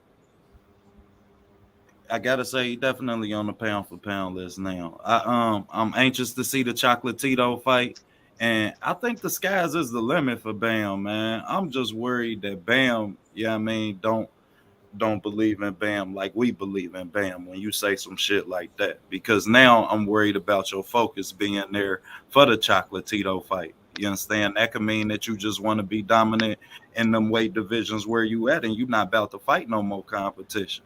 Yeah, I mean, we could take that one or two ways. Mm-hmm. Shout out to Raider, LA. I done seen Raider on a couple of panels before. He says, I like Bam too, but he don't be in the way at 118 pounds, my boy. Let me tell you something, bro. Real shit. His feet the only advantage that Monster Inoue has over Bam Rodriguez is power, bro. It's the only thing that's the only thing he does better than Bam, bro. Like nothing else. Nothing else, bro. All that Bam All that Bam would have to be able to do is to take his power. If Bam Rodriguez can take Monster Inoue's power, which not a lot of people have been able to do, like he breaking faces and shit, I get it. Or be defensively responsible enough and defensively good enough to where he don't get hit clean That's the key. by Inoue. Inoue got no work for him. He ain't got no footwork for him.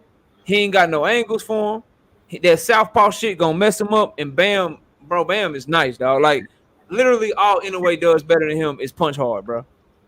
That's it. Bam, it's Bam feet for me, bro. His feet. As long as he run 10 miles, he gonna be all right. And Bam got to come in there and be thinking for 12 rounds. You understand? But he still got some defensive lapses he got to fix. With him like to fighting so much on the inside, he do got some defensive lapses, getting hit by the same punch and shit more. Ooh. I won't smoke. Y'all see what right? I won't smoke. Whoever want to debate me, right? I got a debate tomorrow already. I got one Thursday already. But if anybody want to debate Bam and Inoue, I'll do it with you. That's open for any and everybody that want it, bro. Y'all know how I give it up. It is what it is. Just know I really do this shit. That's a good debate. Come prepared, because hey, I pulled a Loma and Haney debate out my ass. So Bam and Inoue is much closer. I think I can do that one easily, bro. But a couple of more things, bro. I got one more topic that I want to pass to everybody, but this one right here, I'm not gonna pass to everybody. I do have some bad news though. Lee Wood versus Mauricio Lara. That fight is off. I seen somebody type it in the chat, but I already had it pulled up here to talk about just for a little bit. I'm not gonna talk about it too much here. I just want everybody to know that fight is off. I'm upset because they had Lee Wood as the damn favorite. And Mauricio Lara about to beat the shit out that dude, bro. And I was about to make me some big money, dog. So that's why I'm upset. But I will give Lee Wood this credit. They actually are telling us what the injury is. They ain't on this bullshit like these other fighters. They say he got a torn bicep. His bicep is torn. That's why he's pulling out the fight.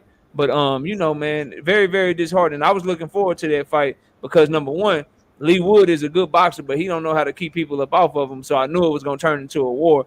And Mauricio Lara, he ain't got no defense. He can get hurt. He done been down a couple of times in his career, but he has scary power at 126 pounds. He's literally the most powerful. Like, I ain't even just saying it. He's the most powerful puncher at 126 pounds. And I don't think it's all that close. A lot of people point to Navarrete, but I'm telling you, this cat, Mauricio Lara, he got scary power at 126 pounds, bro. So I was really looking forward to that fight. I ain't going to hold y'all. I ain't going to lie to y'all, bro. Now, and Lee Wood got outboxed to me against Mickey Conlan. He landed the bigger shots, but Mickey Conlan was getting his rocks out. Yeah, Mike Conlan was winning that fight until he got tired and got knocked out. Yeah. He was winning that fight. Yeah, Conlan was getting his rocks up, so I'm with you on the Lara fight. Shit, he needed some more time to brush up them skills, man. Yeah, they had him as the favorite, y'all, because the fight was gonna be in UK. You know, Lara was gonna be. He was only a slight favorite. Was the cat Lee Wood, but bro, I was all over that shit. I was ready. I already know what Lara was gonna do to him. He was gonna do that. Talking about Navarrete, and Navarrete looked like shit last time we seen him. Right. Dude tearing his ass up. Dude starting to catch. I'm telling you what, he better stay away from 130, 135 pounds. But look, man, I see Nik J in the background, so we about to get the debate started. So D Free, Dub right side, Q.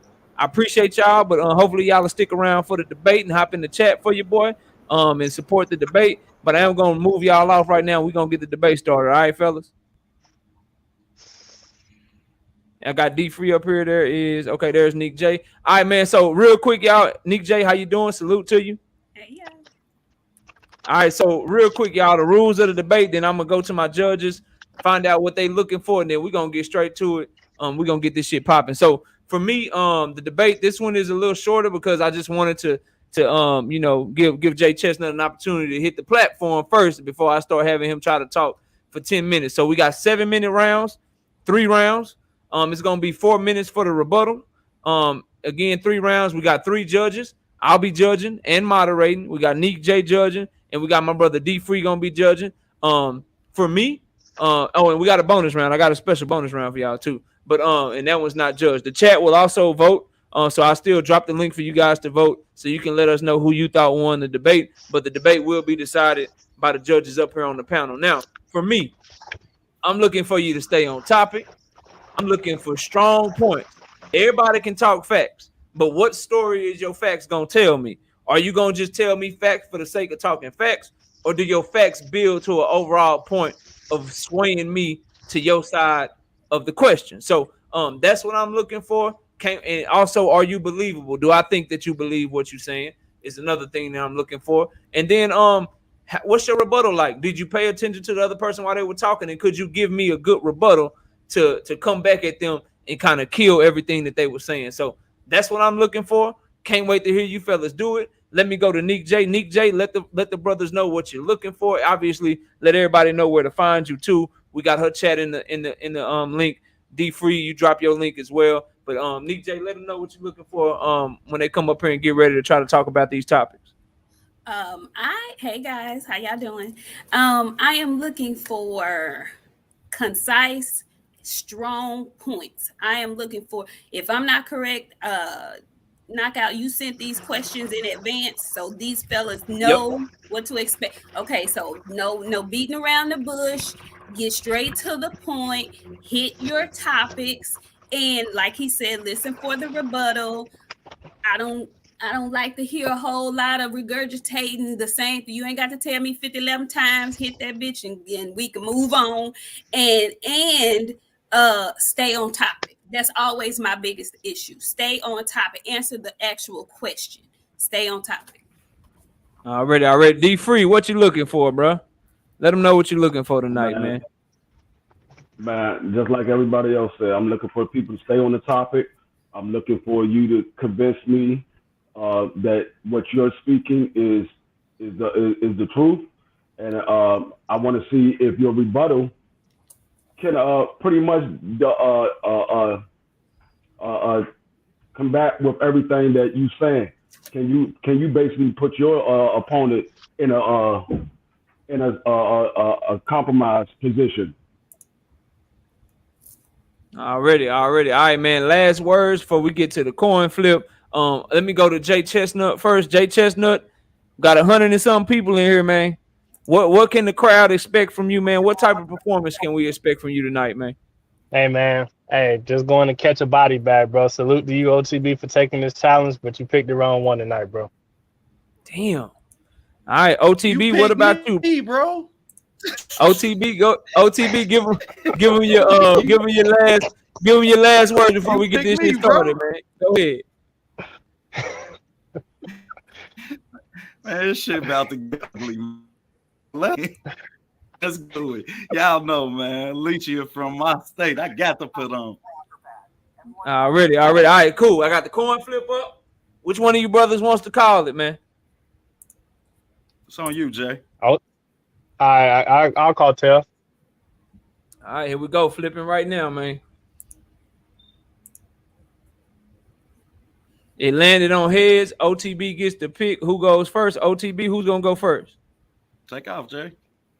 All right, cool. First question. Got it right up here. So it was a lot of arguments about who made this fight happen. ALYCIA Baumgardner says the fight is happening because of me. MAYER said, hell no, you tripping. The fight happening because of me. So very simple first question. Who is responsible, or should I say, who is more responsible for making this fight happen? Jay Chestnut will go first. He is arguing that MAYER is the reason that we are getting this big-time unification fight in the women's boxing down at 130 pounds. Jay Chestnut, you got 7 minutes. Tell us why MAYER is the one responsible for making this fight happen. Okay, so this one was on MIKAELA, man. So even before ALYCIA took the belts off of Terry Harper, MIKAELA was very, very adamant about wanting to be undisputed at 130. She made that her point. She made that after the Hamadouche fight, she made that a point to say, I want to go undisputed at 130. So she was already calling out the winner. She was already calling out the winner of the Terry Harper versus ALYCIA Baumgardner fight. She said she was glad ALYCIA got the win because she thought it would be an easier fight to make with them both being Americans, right? So, okay. So if ALYCIA was responsible for making the fight happen, then why she didn't go ahead and call out MIKAELA after she won the belt? She had already knew she had already knew that MIKAELA had 2 belts, right? So if you're trying to go undisputed and champions is what you want to do, if that's what you want to do, you would have called out a champion's name, right? Nah, she didn't do that. She said, I'm the top dog. I'm the top dog. Everybody can get it. That don't sound like no call out to me. That don't sound like you really want the smoke to me, right? Okay, cool. So if you look at MIKAELA's if you look at MIKAELA's Twitter post, right after ALYCIA won the belts, she said, say my name. Say my name. Why you ain't say my name? You get what I'm saying? She didn't want that smoke. She didn't call her name out. All right, cool. So we keep going. Eddie Hearn, he comes back shortly after the fight. He says, oh, we want to go fight Choi. All right. Choi is a champion that's fought, 4 times in 5 years? So they was looking for a soft touch for ALYCIA to be a champion, right? They was looking for a soft touch for her. All right, cool. So she still ain't called her name. The only time let me see when she won the belt. She won the belt November 13th of last year. She went from November 13th all the way until until May 2nd of this year before she finally called MIKAELA's name and said, I want this fight.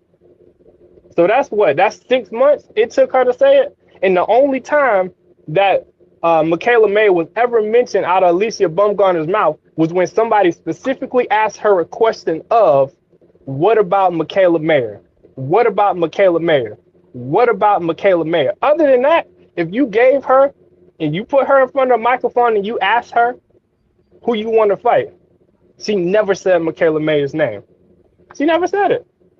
She had a post fight, she could have did that. So then she was on Before the Bell with DAZN. They asked her again who she want to fight. She said, oh, the MIKAELA Mayer fight will happen eventually, but right now I just want to enjoy my time as champion. Well, shit, that don't sound like nobody that really wanted to smoke with MIKAELA Mayer. It don't sound like that at all. When you look at MIKAELA went back every single time somebody asked her what she wanted to do at 130, what she wanted to do. She said ALYCIA Baumgardner or Choi. She wanted a champion so bad, she even went as far to say, you know what? If they don't give me this fight by the end of the year, a unification fight with either one of them, I'm going to go up to 135 and fight the winner of Amanda Serrano and Katie Taylor, right? That's what she wanted. And actually, I went back to her Twitter feed. I ain't even going to lie to you. I went back to her Twitter feed all the way back to November 13th. She called out this girl 5, 10, 15, 20, 25, 30, 35, 38 times. 38 times between interviews, Twitter posts, and Twitter reposts. She called ALYCIA Baumgardner out 38 times before they got this fight made. Before they got it made. So she wanted to smoke from the time ALYCIA became champion. What did ALYCIA do? They wanted to take a tune-up fight, which they did against Matisse. I didn't think she looked that great. It was a lesser opponent. She took that tune-up. What did they do after that? They said, oh, we want to fight Choi still. So they still ducking her. So at this point, if they had it their way, they wouldn't even be fighting MIKAELA Mayer, right? It is what? It's September right now. MIKAELA had already made it known that, hey, it's hard for me to make 130. I want to get these unifications, and we should be undisputed by the end of this year. So if Eddie Hearn and ALYCIA Baumgardner got what it is that they wanted, they would have been fighting. They would have been fighting Choi this month, next month, whatever. And who knows? Choi might have asked for a tune-up because she's been out the ring so long. So they was waiting on Choi to get that soft touch of a unification so they can come to the table and be like, we want 50-50 with MIKAELA Mayer. Oh, okay, cool. So y'all looking for soft touches. Y'all ain't even looking to fight the champion that's on top. Because when she beat Hamadouche in the way that she beat Hamadouche, she was the top dog at 130, period. There was no question who was the top dog at 130. ALYCIA can run around. 2 minutes left, bro. 2 minutes left. ALYCIA can run around and say she the top dog, she calling shots, but that's not what's happening. And then my last point, honestly, how could you be the reason to make a fight happen when the money not behind you? She don't even got no money behind her. Top Rank sent the offer to DAZN. Top Rank sent the offer to Eddie Hearn to make them come over. Even after the fight was announced, MIKAELA came out and she said, good thing Top Rank gave her an offer she couldn't refuse. So if the money ain't behind you, you ain't called my name for 6 months before the fight got made, when you figured out you couldn't bring Troy out of retirement, right? Now you want to fight. So how you the cause of this fight happening? I rest my case. Damn, Jay Chestnut said you ain't gotta have a channel to cook. God damn. All right, we off to a fire start in round one. All right, OTB, it's on you. Offer up your opening argument for round one. You got 7 minutes. Timer starts as soon as you start talking, bro. All right, man. Baking soda. That bitch baking soda. That shit sound good, y'all. But I'm going to take you to October 31st in 2020 in the bubble when MIKAELA first won the WBO belt from Eva Brodnicka, and Brodnicka lost that belt on the scales, which means all MIKAELA had to do was win that fight to win that belt. That's one gift from the Bob father, as she called him. But let's get on down the road. Now let's go to your next fight. Now, if you wanted this fight so bad, and you the reason that this fight happening, why wasn't your next fight Terry Harper when she had that strap after you won the belt? Since unifying was so goddamn important, excuse my language, but you didn't do that. Who'd you fight? You fought Erica Farias because you wanted some cake. And I'm going to tell y'all how sweet that cake was later on, but we going to get to it. Your next fight, it wasn't with Terry Harper to unify. It was with Vanessa Bradford on 8/14/21. So that's 2 months apart. You understand? Then your next fight was 11/13 against Hamadouche, which is when you supposedly could have been fighting. This was 11/13. I fought her on 11/8. That's 5 days before. So when I was fighting Terry Harper, you really could have been fighting Terry Harper, but your ass wanted to go and fight Hamadouche. I ain't hearing that shit, man. I ain't hearing that shit, because if she wanted this fight and if unifying was so important, why you ain't do it until Alicia got the straps? Because we know you thought Alicia was fooled. So if you ask me one time who's responsible for this fight happening, obviously Alicia, because it wasn't going to happen until Alicia got the belts.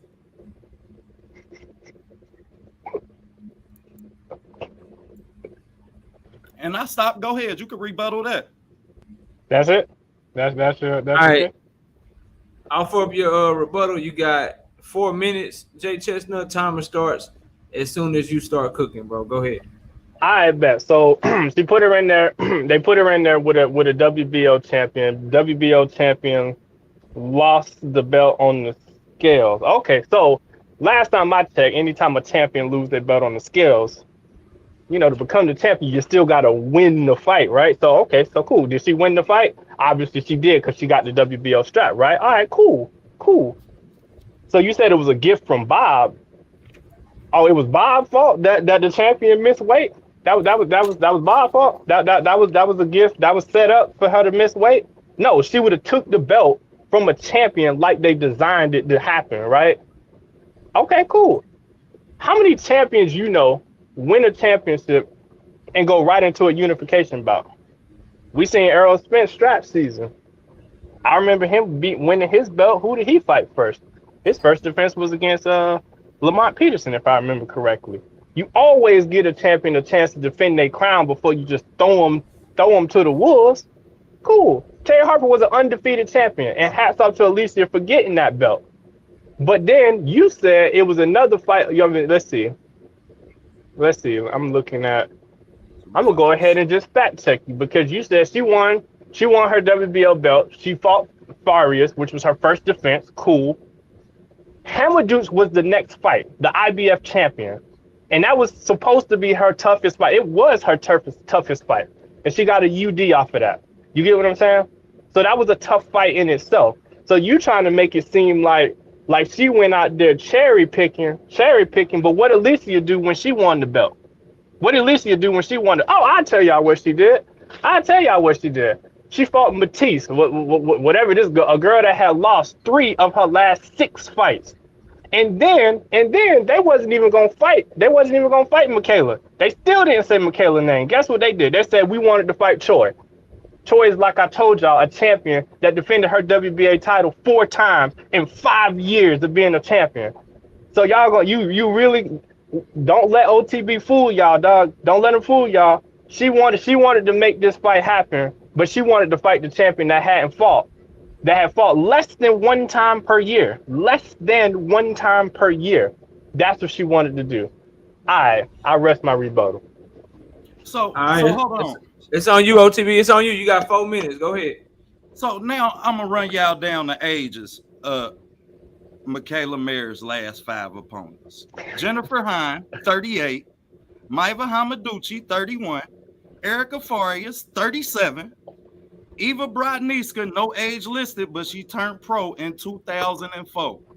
Helen Johnson also turned pro in 2004. The fight was in 2020, which means she's on the senior citizen tour. She ain't fighting nothing but old ass ladies, and we supposed to, and then you not stopping them. So the question at hand was, who is responsible for this fight? The fight didn't happen until ALYCIA got the belts. So if you ask me who's responsible, I have to say ALYCIA's responsible, because when Terry Harper had them belts, we ain't get no fight. You ain't want no fight with Terry Harper. You wanted to go and fight Hamadouche 5 days before I fought Terry Harper, which means I'm going to stand on that one more time, which means when I was fighting Terry Harper, you could have been fighting her. So as far as this fight happening, of course, this fight is only happening because ALYCIA Baumgardner won the belts. When Terry Harper won them, her ass wanted to fight 37, 38-year-olds. Helen Joseph Wilney, she had a 16-year career. So, yeah, I mean, respect to Helen Joseph for fighting that long in women's boxing. But I'm sorry, you don't get no props for that shit. And out of all of them, you didn't TKO none of them, which means your style ain't even sellable. We talking about an era when knockouts sell, and you have 0. So now we gonna factor in all of that, and I'm supposed to believe that you, the person who wanted this fight? No, you didn't want this fight. You thought that you was gonna cherry pick your way on in up to Terry Harper, and you would have been glad with a loss from Terry Harper. That's what that tell me when you go and fight Erica Farias, and when you pick Maiva Hamaduchi 5 days after I beat Terry Harper. So no, this fight don't happen unless ALYCIA Baumgardner win them belts. Them fights don't happen unless ALYCIA Baumgardner beats Terry Harper. Therefore, who's responsible for this fight happening? ALYCIA Baumgardner. All right. That's the end of round 1. We're gonna go to the judges. Let me put the chat in here. First, I'm gonna go in between y'all. I want to let Nik J go first. Nik J, tell the people what you heard in that first round, and who you picking to win that round, and why you picked them. You on mute. Heard a lot of good information. I enjoyed the fact that I'm sorry, hold on, what's his name? Jay Chestnut. Yeah. I love the fact that Jay Chestnut did a fact check in the middle of his rebuttal. I enjoyed that a lot. First of all, let me say, Jay, I love the breakdown that you gave in the beginning. You had 3 distinct reasons why MAYER was the cause for this fight to happen. I was looking for you to slay in the rebuttal, because I was thinking to myself, MIKAELA is the reason why this is happening, is because, and you didn't hit on this, so I'm gonna just say it because I needed it to be said. MAYER gave Baumgardner the opportunity to fight Harper so that she could be in position for this super fight. She could have easily decided she wanted to fight Harper because she was shot calling at the time, but she allowed ALYCIA to get that under her belt so that she could have a belt, so that we could be in this moment. I wish you had said that. Anyway, which means she ain't want to fight Terry Harper.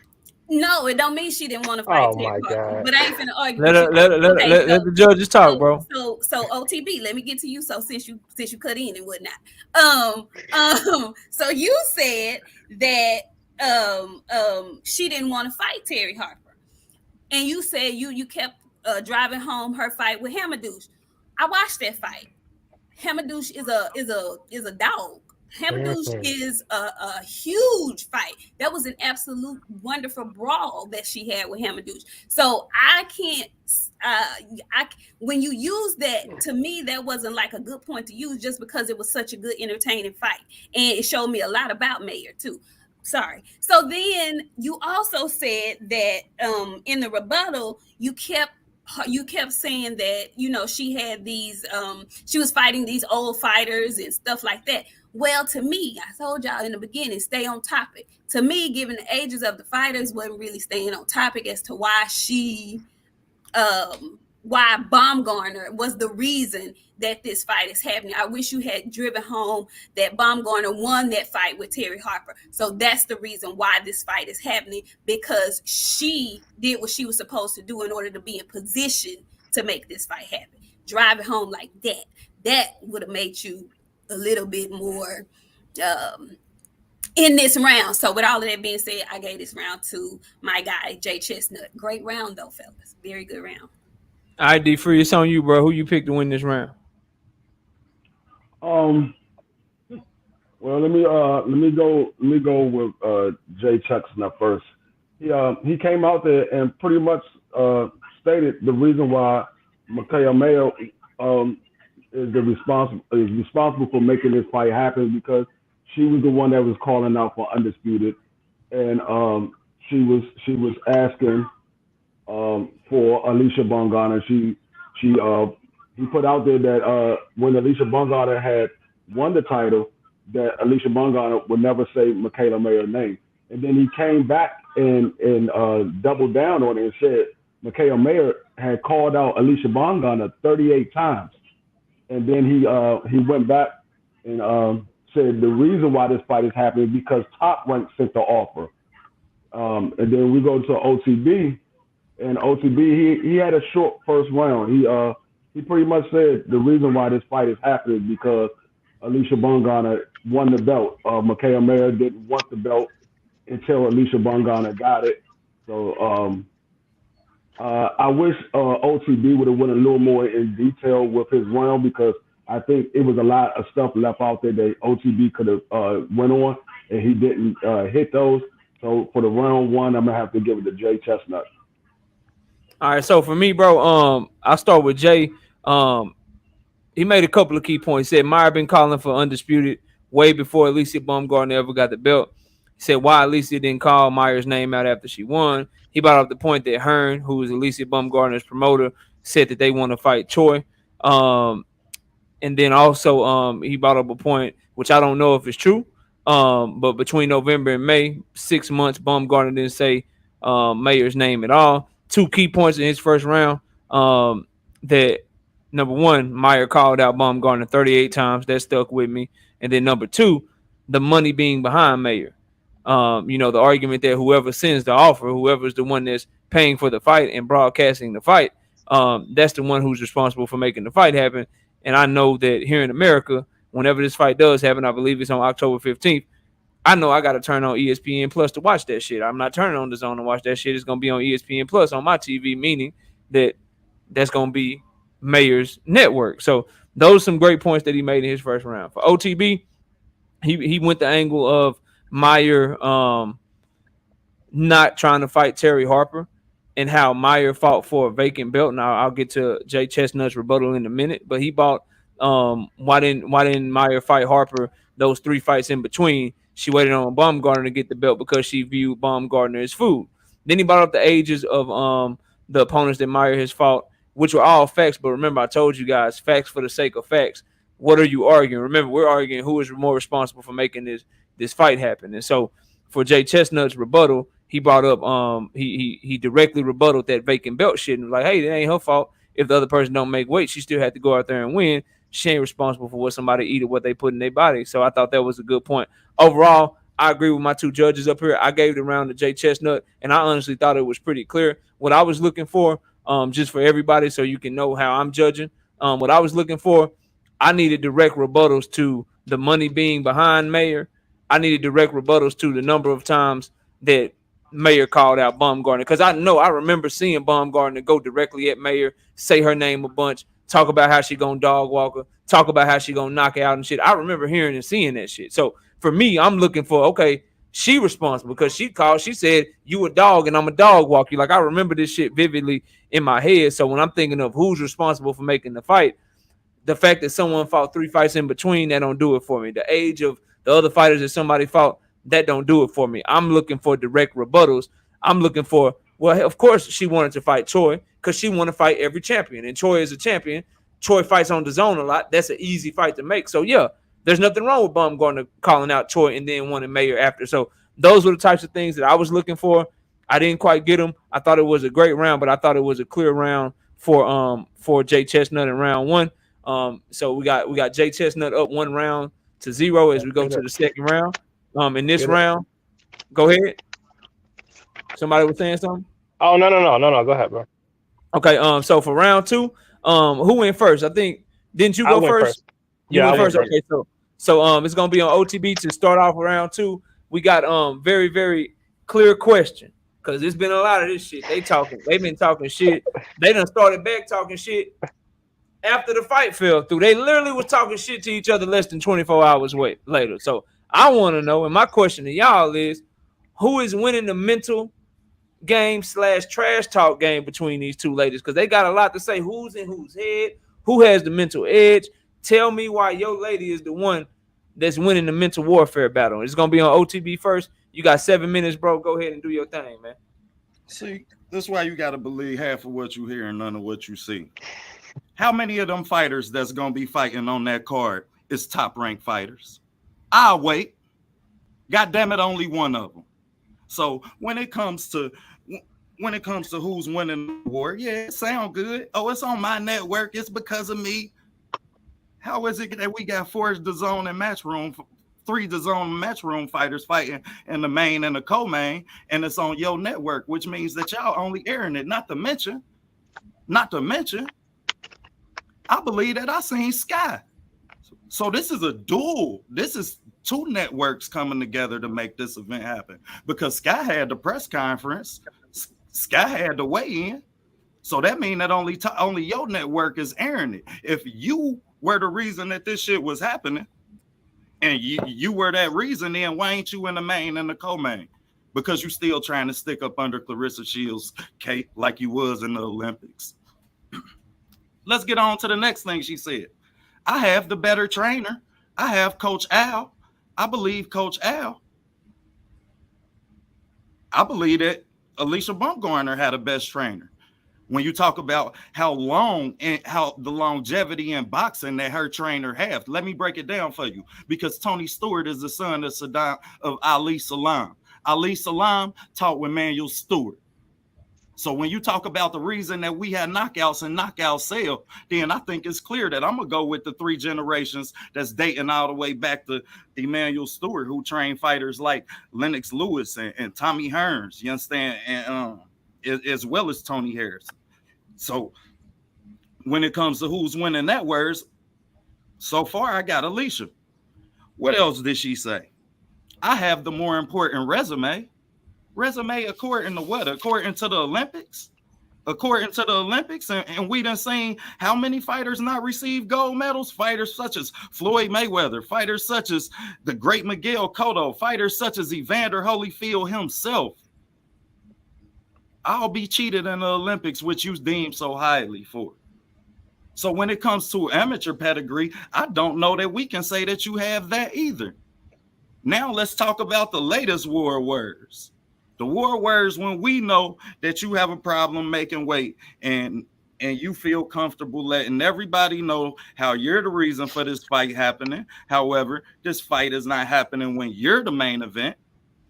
You're in the co-main fighting me for undisputed. So I don't know that you're winning the war words. On that, I rest my case.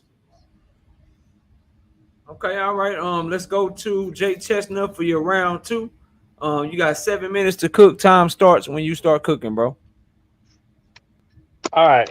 Okay. So, who's winning the mental warfare? It's MIKAELA, bro. Like, let's keep it a $150, right? I think ALYCIA Baumgardner, I think she confused a little bit, right? And that's what I got written down here, man. She confused. So she started with, oh, she ain't never been in there with a dog before. Oh, okay. I remember her fighting Hamadouche, which we know Hamadouche was a dog, but cool. We'll keep going. She turned around and then say, "Oh, I'm a dog walker."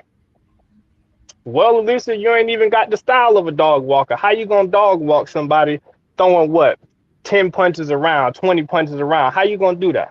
How you gonna do that? You sit back, you wait for somebody to counter punch. That don't sound like a dog walking style to me.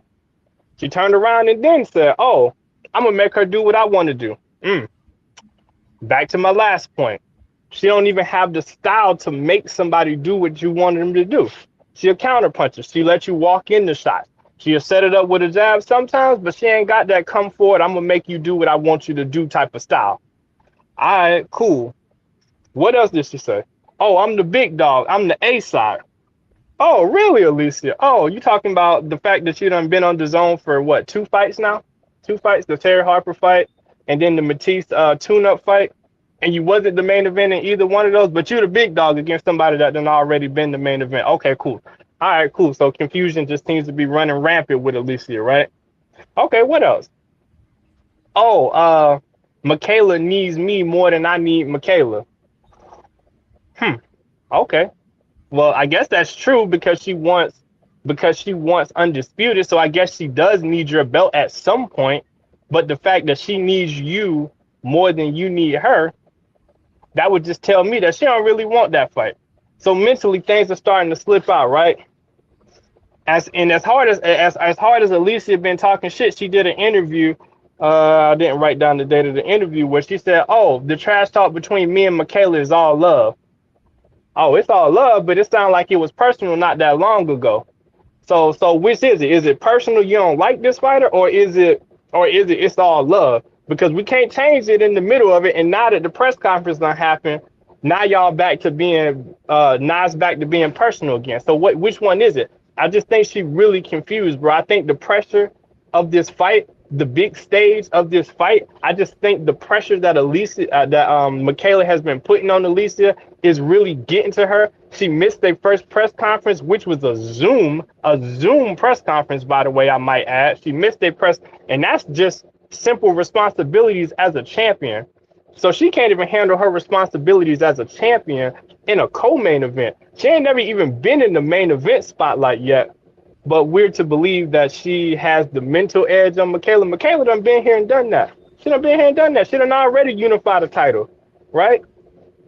Like Alicia thinks she the A side because she got the WBC and she run around with a Mickey Mouse belt in the IBO that nobody don't recognize for undisputed. But somehow she winning the mental warfare battle. Nah, she not. It's all smoke. She just saying it's just like with anybody, right? When you getting bullied in school in front of your boys and somebody talking shit to you, you can't win. You just got to talk shit just to not look weak in front of your homies. And that's exactly what Baumgardner doing. I rest my case. All right, it's on you to offer up your rebuttal, OTB. Time starts as soon as you get the cooking, bro. So we gonna keep leaning on this Hamadouche fight in which she took 266 punches? Like, really? We gonna lean on that? Like, that's what we gonna lean on? And then second off, man, I keep hearing all of this about how she talk. I mean, how MIKAELA is the reason. You understand? But yet and still, shit, the Hamadouche fight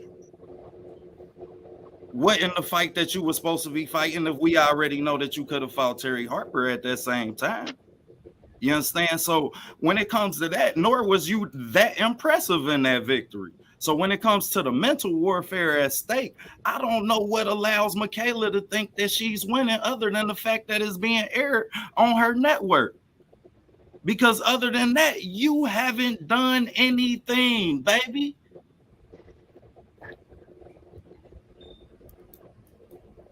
That's all you got? All right. All right, we're gonna go to you, Jay Chestnut. Offer up your rebuttal for round 2. You got 4 minutes. Timer starts when you start cooking, bro. All right, so I'm a rebuttal his rebuttal first. You keep talking about the Hamadouche fight as if when you put both of these resumes together, you put both of their box works together, their resumes together. Hamadouche is the best win on either one of their resumes, if we're being honest. All right, cool. So you keep trying to downplay the Hamadouche win as if it's not a thing. You keep saying that she could have fought Terry Harper, but guess what, bro? Hamadouche had a belt too. It ain't like she won the IBF vacant, bro. She took that belt from Hamadouche. Oh, she didn't even look good in that fight. Okay, so the scorecards kind of read a little bit different. And if we're gonna talk facts over feelings, let's talk facts. So let's see, three judges scorecards: 98-92 MIKAELA, 99-91 MIKAELA, 100-90 MIKAELA. Despite how you may think she looked, guess what, bro? Those are not close scorecards. Those are not close scorecards. So not only did she have the best win of both resumes, judging by the scorecards, she beat her. She beat her clearly too. Okay, cool. You said it's a joint promotion. Yes, because the fight is in the UK. And generally, last time I checked, for the UK audience, Matchroom and Sky handled most of those. I ain't never known Top Rank to really handle no UK cards. So cool. You keep saying ALYCIA is the reason for the fight happened, but I still say, and this is just rebuttaling your round, ALYCIA has never been in a main event. She's only had 2 fights on nationally televised. The fight before she fought Terry Harper, I couldn't even find footage on the fight because it was a local show in Orlando. So how that's her making the fight happen? Come on, bro. So MIKAELA she don't have a sellable style, yet she done been the main event on Top Rank multiple times. Well, we can't even get ALYCIA Baumgardner in a tune-up fight to be the main event. I rest my case, bro. This All right, fight we're ain't going. main event. We're going to the judges. This time I'm gonna go to D3 first. D3, who you giving that round to, and why you giving it to him? And I'm about to put the poll in the chat too. But go ahead, D3. Let us know what you're thinking, bro. You on mute, Free? You on mute, D3. My bad. I mean, the question was about who's winning the mental and the trash talk between the two. I didn't really hear a lot from either one of these candidates that's up here. I heard them say a little bit about the trash talk, and but I didn't hear nothing about the mental, who's winning between the mental. And I heard, like I said, I'm gonna start off with OTB. He talked about when he came to ALYCIA Baumgardner. He talked about how ALYCIA Baumgardner has the better trainers. She has the better amateur pedigree, and he also talked about how ALYCIA Baumgardner said she was going to dog walk her and stuff like that. And then he OTB keep having a short round, and then we go over to Jay Chestnut. He talked about how ALYCIA Baumgardner, how MIKAELA MAYER, how she's gonna be able to beat MIKAELA MAYER.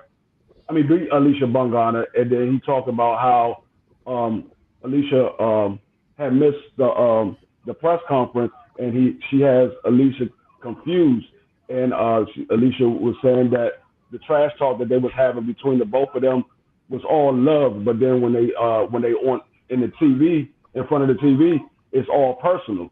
So he was like, she's messing with ALYCIA Baumgardner's head, and for that, because I was pretty much lost from both of them. When it goes to the rebuttal round, OTB went back to the first round and started going on that fight with the first round, how ALYCIA Baumgardner is the reason why this fight is happening, and that's not the question that's at hand. And so I have to give this round again to Jay Chestnut. All right, we're gonna go to Nik J. Nik J, who you got in this round and why? Okay, look, y'all. Now you said you sent them these topics beforehand. That's what you said, right?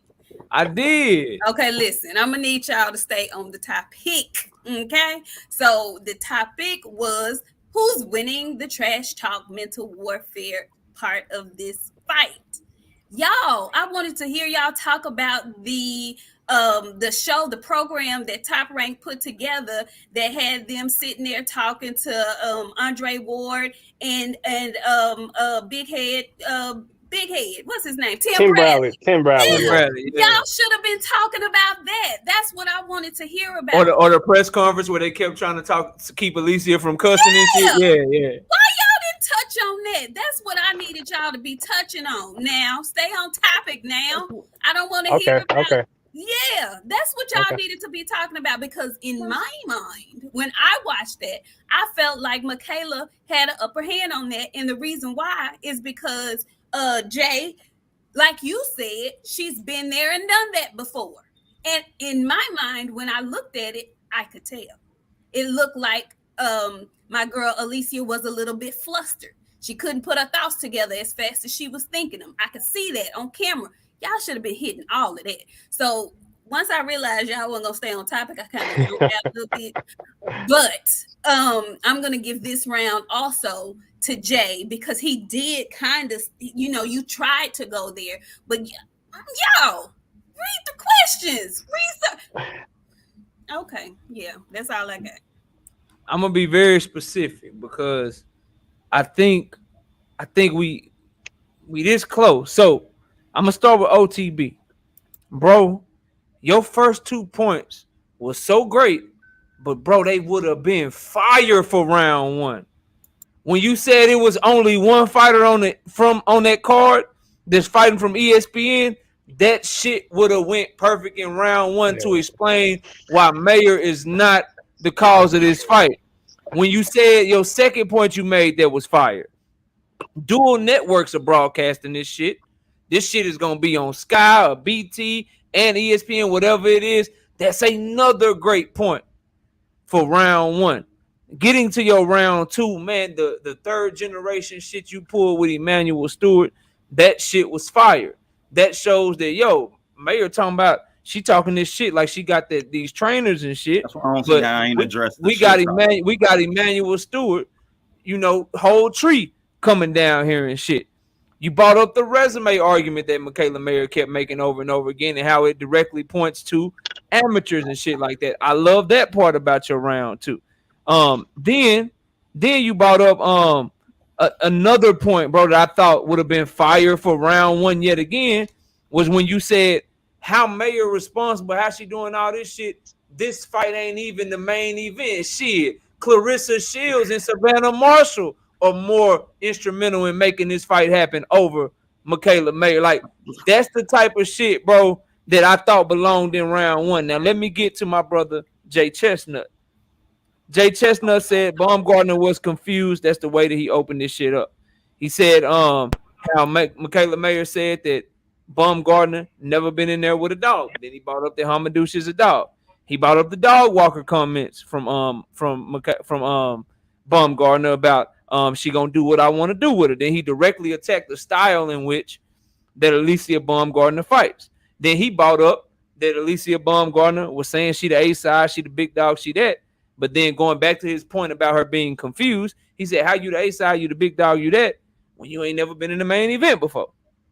Then he talked about ALYCIA Baumgardner saying that MIKAELA MAYER needs me, right?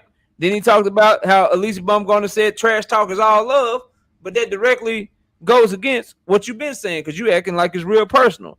Then he talked about Baumgardner missing the press conference, and he talked about the Hamadouche scorecards in his rebuttal. What I would have loved for my bro OTB to do, that dog walker shit that Jay Chestnut said, he left the door wide open for you to walk through that motherfucker and just go, bro. Like, that's where I would have been like, how is this shit in her mind when in reality she does have the ability to make her do what she wants to do. She can sit on that back foot. She can counterpunch her. She has the exact style to hit MIKAELA MAYER's ass because you brought it up, but you didn't tie it in. She got hit 266 times in that Hamadouche fight. That's where we got to look and use that shit against Jay Chestnut. So overall, bro, I agree with the judges. The topic kind of got lost in translation, but based off of just the points that were made, I thought Jay was just closer to the actual argument. I thought his points were neither one of y'all, in my opinion, really got down like I wanted y'all to get down in round two. I thought he got down just a little bit better. I think OTB, if we'd have moved some of those, answered the shit talking. I feel okay. So for me, let me just say. No, hold on. Okay, my bad. I think if some of those points that we made in round one, round two, if we'd have moved them up to round one, had them organized just a little bit better, I think your round one would have been even stronger. Yeah, I I'm with give this one. Keon. I This give shit this getting one. biased. Nah, it ain't biased, bro. It ain't biased, bro, at all, dog. No, I'm just At all, playing. bro. Like Man, I'm about to really listening to dissect this y'all, shit. I'm doing and you a live coming, chat you tomorrow coming on this hard, shit. bro. You are coming hard. It's Yeah, just some tune things in. are I'm on misplaced, and y'all some things ain't tied together, bro. Just to be 100% real with you. But shout out to Not Me with the $5 in the super chat. Says I was so pissed when they postponed this fight over the death of the Queen's passing. Does this create excuses for either fighter? Hell no excuses. No. I'm not gonna say I'm pissed. You know what I'm saying? May she rest in peace. But bro, the woman was 96 years old, bro. Like, Facts. we gotta Facts. stop. Like, bro, if I die at 96, like, you know what I'm saying? Rock out. Celebrate my life. lived a good Rock life, out, bro. Like, 96, dog. Like, that's old as shit. I'm gonna give y'all, before we get to round 3, I want to give y'all an opportunity. OTB, what were you about to say? You know what I'm saying? And Jay, what were y'all about to say before we get into round 3? Go ahead, Jay. Bro, like, so okay, so I agree. Like, I think so for me, like, now that the round have been settled, right? I think for me, I think the shit talking portion was so close. I kind of tried to attack it from just the mental angle, which is why I opened up with I think she confused, and I closed with I think the pressure of the moment was getting to it. So I literally based my whole second round on attacking the mental angle as opposed to the shit talking. I probably could have brought up some more, like, you know, because MIKAELA did have some vicious shit talking in this cycle. And I mean, like, I spent hours looking at her Twitter, and I'm talking about some vicious tweets, right? That's what we want. I could, hey, I could have stuck to ain't that, here to but be all politically yeah. correct. That's the shit we want. Hey, bro, so that's the that's shit my we fault. want. So that's that's why my I fault. sent y'all the question. It's all good, bro. But like, I mean, bro, the interviews and shit, like, I didn't get to hear about none of that shit. Like, y'all seen ALYCIA Baumgardner try to squeeze her goddamn hand off her goddamn arm and shit, bro. Like, I'm looking for that shit. I'm like, no, like that shit. I wasn't about to use none of that shit. She told the girl she was gonna take her ovaries. Y'all got to understand how pivotal that is. I'm not saying no shit like that, nigga. I mean, she can't never had no babies, bro. I'm not saying no shit like that, man. Look, man. Hey, this is a debate, bro. Like, my thing is, man, I answered all of the shit talking that she did, but because I ain't say what y'all wanted me to say, I don't get this shit now, man. No, bro, it's not because you listen. I'm gonna tell you again, because I ain't gonna speak for them, and that's why I'm up here judging. And I'm glad, because I want to make this shit clear, bro. Again, when the only point, bro, real shit, and you know I got number love for you. The only point that tied directly into something that either ALYCIA Baumgardner said or something that MAYER said when we having the questions right up here. Who is winning the trash talk between the two? The only point that you made that pointed to something that someone said was the point when you started talking about how MAYER said that she had a better trainer and shit, bro. When you brought up the only one fighter from ESPN, that ain't shit that nobody said, bro. That ain't got nothing to do with trash talk. It was happening on her network. She said it was happening because of her. But bro, that ain't got nothing to do with them talking trash about what they gonna do in the fight, bro. When you talk about the dual networks, that ain't got shit to do with them talking trash to each other, bro. That's all I'm saying. The fights being in the main event, the 266 punches that Hamadou's took and all that shit, that's cool. Those are all facts, bro. But that has nothing to do with when they start talking shit to each other. When you got MAYER saying, I'm going to beat your ass. Baumgardner saying, I'm going to beat your ass. Oh, I'm a dog walk you. Oh, you ain't fought nobody. Oh, you ain't fought nobody. Oh, I'm going to shake your hand till your hand fall off. Oh, you look dry as hell. You can't make weight. When they talking like that, who is in the other person's head? Go back to being that battle, bro. That's what I wanted. That's what I wanted to hear from both of you guys. And make no mistake, like, I don't think either one of y'all really gave it to me, bro, to be real with y'all. But we moving on. And I agree. This one I know OTV about to cook on because this is his shit. This is what he do. Man. Very simple third round. Who will win the fight and why, bro? Who will win the fight and why? We got Jay Chestnut going first this time. Jay Chestnut, explain to us. You arguing that MAYER will win the fight. Explain to me how she gonna win and why she gonna win. You got 7 minutes. Timer starts as soon as you start talking, bro. Okay, so in boxing, man, you know, you get 50-50 fights all the time, and you can say this is a 50-50 fight, whatever, right? Generally, you have to ask yourself a question, like, which fighter has more ways to win a fight? Which fighter has more ways to win a fight? And it's a simple answer here. It's MIKAELA MAYER. MIKAELA MAYER can box. She can box on the outside. She can box on the inside, like we saw her doing the Hamadou's fight. She can box in that in-between range, right? We know that anyone that's picking ALYCIA Baumgardner, the way that they're picking her to win is by knockout, right? They're picking her to win by knockout because she got the pop, she got the power. But does she though? Does she? So according to her box rec, ALYCIA Baumgardner has 13 fights. She got 13 fights. She got 7 knockouts in those 13 fights. Did y'all know that 5 of those 7 knockouts are against opponents with losing records? Against losing records. So she's knocking out bums. Her only knockout against an opponent with a winning record is against Terry Harper, where she caught her with a beautiful shot. And then she got a knockout against a girl in her debut that was 2-1, right? So the level of competition that she's knocking out is not great. And all these decision wins are against average to below average opponents. MIKAELA Mayer, we heard ALYCIA say that she was going to dog walk her, she was going to make her do what she wanted to do. ALYCIA is a fighter that likes to sit back on her back foot. She likes to counter punch. She likes to walk you into shots, right? However, for anybody in the chat, anybody on the panel who didn't watch, go watch her fight against Christina Liradado Duran. I think that's how you say it. I'm not sure how you say her name. I apologize for butchering it. This girl walked to ALYCIA over and over and over, and she pressured ALYCIA. She threw punches at ALYCIA. She hit ALYCIA with damn near anything that she wanted to do in that fight. She hit her over and over and over. And ALYCIA sat back and she waited. She wanted to wait for 1 or 2 counter punches. She would throw a jab here. She would paw jab to try to keep her off of her and try to set up the right hand. The right hand wasn't working for her that night.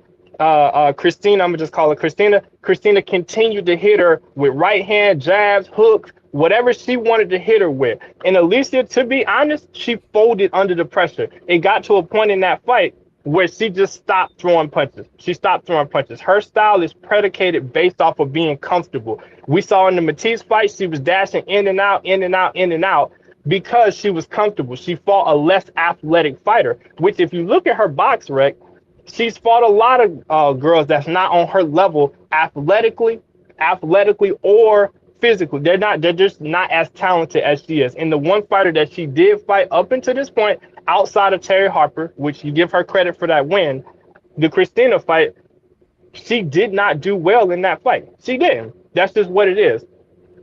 So what are you going to do with someone like MIKAELA Mayer that's continuing to walk forward and throw punches? Continue to walk forward and throw punches. Okay, so I'm going to just give y'all a little insight of how MIKAELA going to do this. So against Jennifer Hine, MIKAELA Mayer threw 58 punches a round. She threw 25 jabs per round. And if we know anything about a counterpuncher, the last thing a counterpuncher want to do is see jabs in their face over and over and over. She landed 41% of her power punches in that fight. The Hamadouche fight, which was an inside fight, which is why she got hit with so many shots. Cool, okay. And she even admitted after that, hey, I had to learn how to fight on the inside. But guess what? Judging by the scorecards I gave y'all in round 2, she did a pretty good job of adjusting on the fly. She threw 60 punches per round in that fight. She landed 47% of her power punches in that fight. She landed 78 body shots, but she only threw 12 jabs around. So right now, we already seen between the Han fight and the Hamadouche fight that she has variations of how she can win fights. She can win fights at long range, where she gonna sit back and jab your ass to death and put that activity on you, or she can win an inside fight when you force her to bite down and take a fight and win a dog fight like she had to do against Hamadouche. She did that. So she's shown variations in her style. No matter what you think about her competition is better than ALYCIA's, right? And speaking on that, like I said before, MIKAELA Mayer's been here. She's been in there with champions. She's been in there. Do you know, looking at their box rec, MIKAELA Mayer has only fought 2 fighters with a sub 500 record, with a losing record. Everybody else on her resume has winning records. When you look at ALYCIA Baumgardner, that's not the case, bro. She ain't fought that type of competition on this stage, bro, to be considered a person that's gonna beat. Like, if she don't knock her out, if she don't land that right hand, she not gonna win this fight. And MIKAELA Mayer, she know that's what ALYCIA is sitting back waiting on. MIKAELA Mayer wins this fight, and I think she wins it pretty wide on the scorecards. And the only reason I'm not picking her to win her by stoppage is because it's 2-minute rounds instead of 3-minute rounds. Because if it was 3-minute rounds, she gonna drag her to the deep water And even with 2 minute rounds, she's gonna drag her to the deep water, and this fight gonna be a whitewash after round 4, because she's gonna beat the shit out of ALYCIA Baumgardner from round 5 to round 10, because she cannot keep up with the pace, because we already saw that in her one loss in her career. I rest my case. All right, OTB, it's on you, bro. You got 7 minutes. Why is ALYCIA Baumgardner gonna win this fight, bro? So in the Hamadouche fight, she got hit with 233 punches. Y'all know how many of them was right hands? 112. So if you think that she about to go in here and take 112 right hands from ALYCIA Baumgardner, we got a problem. Second off, in the Yan fight, she took right hand after right hand after right hand after right hand. You know why she takes so many right hands? Because she fights down to her competition. She hunches down. So all of the height and size advantage that MIKAELA MAYER have, she don't fight with it. And in the Hamadouche fight, when you put the pressure on her, she got hit with 22 punches in one round. Like you ain't taking 22 punches from ALYCIA Baumgardner. Not that she gonna have to throw 22 punches, but regardless, you're not taking no right hands repeatedly that we've shown you have a tendency for taking. And she's always talking about she had a best trainer. He damn sure ain't fixed her being able to take all of these right hands that I see her taking fight after fight after fight, going back to the Berniska fight. She done had a problem taking right hand after right hand after right hand. So this size and height that she have, she don't fight with it.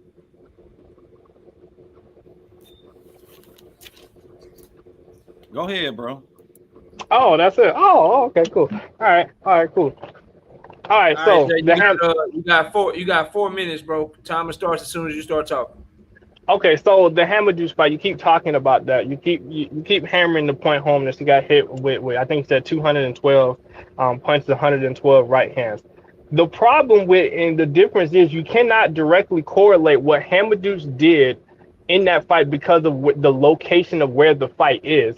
ALYCIA Baumgardner does not like to fight on the inside, bro. So like, and even if she did, she does not throw enough punches to even hit MIKAELA with that many punches. If you look at her fights, she's someone that likes to jab, and sit back and have the extension on that right hand, right? She is not a short range fighter. So the shots that Hamadouche was the shots that Hamadouche was landing on MIKAELA, ALYCIA is not going to be able to do that because she likes to fight at long range. And just like I told you in the Jennifer Hahn fight, when you got 25 jabs per round coming on, yeah, you can sit back and hope to counter.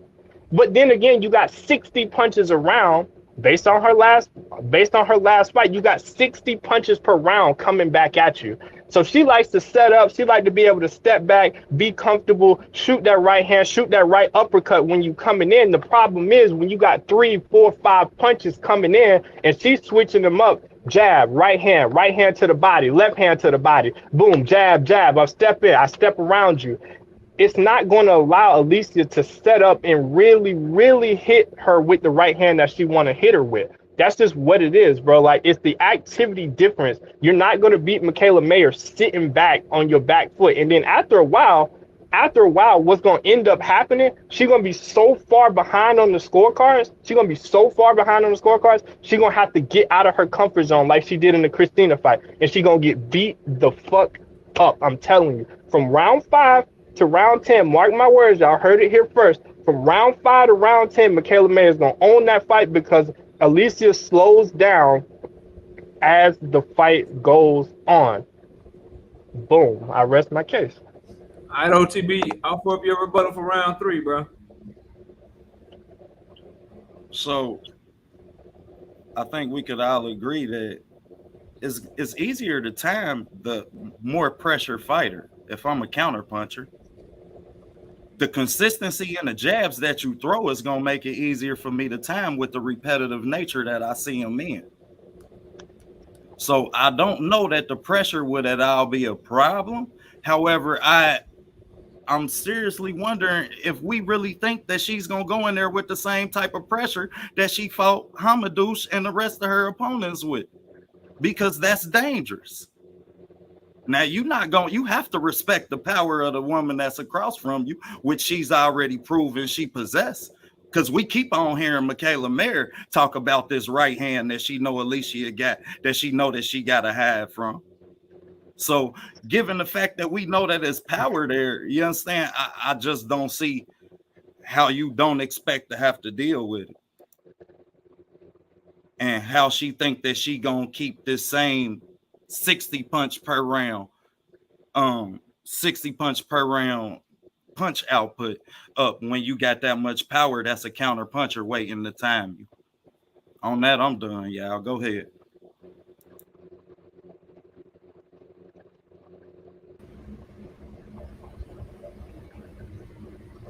Okay. All right. So let me go to the judges. I'm gonna go to the chat too. Let's go to Nik J first this time. Nik J, who you giving round 3 to and why? This was a much better round for both gentlemen. Both gentlemen stayed on topic and were throwing very good points around. Let me start with who went first? I went first. Jacob. Okay. Jay went first, and what I liked about his points were he concentrated on what MAYER was going to do to Baumgardner. He spoke about her having the better resume. He spoke about her having more tools in her tool bag. She has more resources to beat Baumgardner. He also talked about Baumgardner's conditioning and how she fades late in rounds when she's being pressured. All great points that he hit. So when OTB came back, he made very good points about excellent points about MAYER not being able to stay away from getting hit and beat and battered with a right hand, and that is ALYCIA's strong arm. That's her strong hand. So I like both of those. What I would have wanted you to do just a little bit more, OTB, was to tell me how ALYCIA was going to beat her instead of telling me more so about MAYER not being able to get away from a right hand. Well, what is she gonna do besides that right hand? If that's all she's got, if that's all she's banking her head on, then I gotta go with Jay, because he gave me more reasons as to why MAYER was gonna beat ALYCIA. He gave me like 3 to 4 versus your 1 with her not being able to stay away from the right hand. And so because of that, I have to give this round to Jay as well. D Free, who you got? I agree with Nik J. This was a better round. This was actually the best round that they had out of all 3 rounds. I'm gonna start with Jay, and he came out saying that MIKAELA MAYER has more ways to be able to win this fight than ALYCIA Baumgardner. He said MIKAELA MAYER can be a pressure fighter and she can also box. He talked about how ALYCIA Baumgardner fought lesser competition. She likes to sit back and have you walk into a shot, but he said that MIKAELA MAYER puts on too much pressure. She throws roughly about 60 punches per round. She's not going to be able to sit back and be able to have you walk into a shot. And he said that MIKAELA MAYER is a more experienced fighter. And then we go to OTB, and he brought out the Hamadou fight, how she was able to land 112 right hands in that fight. And we all know ALYCIA Baumgardner's favorite punch is the right hand. That's what she normally hurts her opponent with. So that's what he alluded to, that ALYCIA Baumgardner was going to be able to land that right hand. And then he also talked about that MIKAELA MAYER doesn't have the advantage on the outside. Then we go to the rebuttal round, and Jay came up with how ALYCIA Baumgardner doesn't like to fight on the inside, and he rebutted to what OTB said about Hamadou, that ALYCIA like to sit back and fight at a distance, but Hamadou was a pressure fighter. They was dogging it out. So you can't look at what Hamadou did and think that ALYCIA Baumgardner is going to be able to do that. And I like when he put that in there because that rebuts basically exactly what OTB said. And then he said also that the pressure that MIKAELA MAYER puts on is going to have ALYCIA Baumgardner drained in the later rounds, and he feel that she's going to be so far behind the scorecard that she's going to have to get out of her comfort zone and make it a dogfight in order to land the knockout shot. When we go to OTB, he talks about how ALYCIA Baumgardner will be able to counter the pressure fighter easier because you're walking in, you're trying to pressure, and you're going to walk into a shot. And he pretty much rebutted exactly what Jay was trying to say, that MIKAELA MAYER was going to be able to pressure ALYCIA Baumgardner, but he said ALYCIA Baumgardner will be able to catch her with that shot easier with her trying to pressure her with the inside fighting. This was a much better round, like I said. But I would have to agree with Nik J. It just Jay went a little bit more into detail of what MIKAELA MAYER would do, so I would have to give it to Jay. Okay, all right. For me, man, look, Jay Chestnut came out, says MAYER has more ways to win. That's what he was standing on. That was the overall point he was trying to make in his opening round. He talked about and then he went on to question Baumgardner's power. And talking about the people that she wasn't able to knock out. He brought up the Lenardu fight, which I'm gonna get to for OTB in his side in a minute. He brought up the Lenardu fight, the one time that ALYCIA Baumgardner did lose. And he talked about how Baumgardner is mainly a counterpuncher. And basically, long story short, the work rate, the experience, the relentlessness of MAYER would win the day. ALYCIA Baumgardner won't be able to catch up. I mean, won't be able to keep up, and that eventually MAYER's gonna break her down and she's gonna run away with the back half of the fight. Basically, he sees a competitive fight, but because of pace, because of work rate, he thinks that MAYER's gonna run away with it in the end. Then you got OTB coming up here, brought up an outstanding point. Hey, look, bro, like she got hit with 112 right hands in the Hamadouche fight, and then she got hit with a bunch of right hands in the Han fight, and she doesn't fight. One thing I didn't hear D Free or Nik J say that I thought OTB brought up that was a great point. She don't fight to her size. Like you look at MIKAELA MAYER. You see somebody that's 5'9", you like, okay, she long, she rangy, she gonna do this, she gonna do that, but she like to bang, bro, and she take a lot of hits. Then you get to Jay Chestnut. He offered up another rebuttal talking about how OTB keeps bringing up the Hamadouche fight. He alluded some more to MAYER's experience, and then he ended it with what I thought was supposed to be a mic drop. Mark my words, this is gonna be a whitewash after round 5. She gonna beat her ass.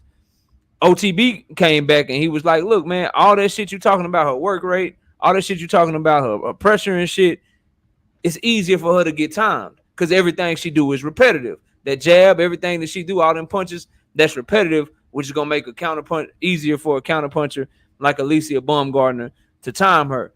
And for some reason, bro, remember this shit is about what somebody can get you to believe. For some reason, based on what OTB was saying, and based on the fact that I watch all these fights, so I watch MIKAELA MAYER get hit a bunch by Jennifer Hunt. I watch MIKAELA MAYER get hit a bunch by Hamadouche. And OTB made me believe that at some point, ALYCIA Baumgardner gonna catch her ass too. And she might hurt her or she might be able to outbox her. And so for that reason, bro, I think all the experience that Jay Chestnut brought up, I thought it was great.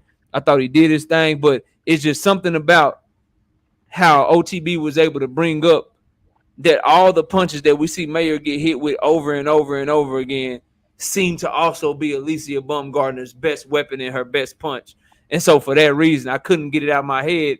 If I'm watching this fight in my head right now and I'm predicting it, I can't get it out of my head that MIKAELA MAYER ain't gonna all of a sudden get great head movement overnight. Like she ain't gonna all of a sudden be able to get out the way of shit. So OTB made me believe that Baumgardner gonna catch it with that right hand eventually. And so I'm gonna give OTB this round 3 a very close round. Thought it could have went either way. I think it's much closer than this 73-27 shit that I'm seeing in the chat. You know what I'm saying? I think it's much closer than that. And I actually got it going the other way. I'm edging this round to OTB for round 3, and we moving on to the bonus round. Anybody got anything else before we get to the bonus round that y'all want to say, or competitors, y'all got anything y'all want to say? Nah, man. I would have liked to have that 30 bag from all three judges, but I get it. We goodwill. We giving out charity rounds. I get it, man. It's no big Ain't deal. no charity, dog. Don't do I that. get it. I get it. Do Let that. the Yeah, Got ain't a visitor no walk charity on here round with the a first 30 bag. round. Don't get me to You talking you shit. You got a crazy. You charity crazy. round every round talk from your Nik shit, J. OTB. I It's all can't love. wait, Talk your man. You shit, man. crazy. Every fucking round from I Nik wanted J. I ain't hearing that OTB to give shit, me man. I wanted Fuck OTB out to of give me here, what he man. gave me when I'm watching his videos. That's what I want from OTB. I want Nah, man, all of the y'all blew details that that you shit in put the out first there. 2 rounds. Now y'all gotta wait on No, the film breakdown I'm telling tomorrow you, he morning. just. Hey, I understand, Y'all but like really real I broke quick, said, this shit I down. understand what real y'all Y'all quick, talking cover bro. the about. film breakdown Real for this quick before fight we before we in the before we move morning. on, real quick. My wife just had to unhire somebody. She had to unhire a lady named Monica. All I seen Monica, and I'm up here. Hold on. All I seen Monica do was speak to Money Brown, and I seen her say "Rep us ladies, Nik J," and somebody hit her. Now I don't know why, but my wife done unhit her. So Monica, we apologize for that. You didn't say or do nothing wrong, but bro, I don't want to start taking ranches. I rock with all y'all, but we can't be blocking people for no reason, bro. That messes up the show, and then y'all start messing up my shit where people would think that they don't have a voice over here, and people won't come back to my shit, and I can't have that. And all she did was speak to people. So let's be careful. And maybe it was a mistake, but let's be careful not to block people. That is for trolls and for people disrespecting, bro. That's not for people just in the chat minding their own business or giving their own opinion. But it's all good. Let's move on. All right, so bonus round. Bonus round. I got a great panel up here, bro. I like this panel, man. I enjoy the panelists up here, man. Don't So start this Like shit, none of Don't y'all start this shit. asses. what I do, D3, hey man, look. Nik J Like none judged of your y'all debate, asses. didn't she? She judged your debate that you did, didn't she, D3? She did. Yeah, Yeah, she did. Last time I was up on this daggone panel, you did some bullshit. I Don't like start this this panel. shit I no like more. this panel. I'm giving y'all a compliment. I thought the judges did great. I thought the debaters did great. I can't even get the question out, and you talking about don't start this bullshit. Man. All right, I know where you about this to is go. gonna be. It This is ain't a a question. square up here. I don't want smoke with. God damn it. This is a question for everyone. This is a question for everyone. I want everyone to answer it because I know we haven't talked about this fight. All right, we haven't talked about this fight, but I want to talk about it now. And I love to have panelists argue shit that I know they don't believe in. Like I know that I'm listening to somebody that's just making shit up. They're just making shit up and they don't really believe it. I love doing that shit to people. So I'm gonna go around the panel and I need everybody to explain to me why Clarissa Shields is gonna get her ass knocked out by Savannah Oh Marshall. God. Yep, I need that. That's what I Oh need to shit. hear. That's what I need to hear Oh, from everybody. I need to know why Clarissa Shields is I gonna ain't hearing lose that shit, Savannah Jay. Marshall. We're gonna start with OTB.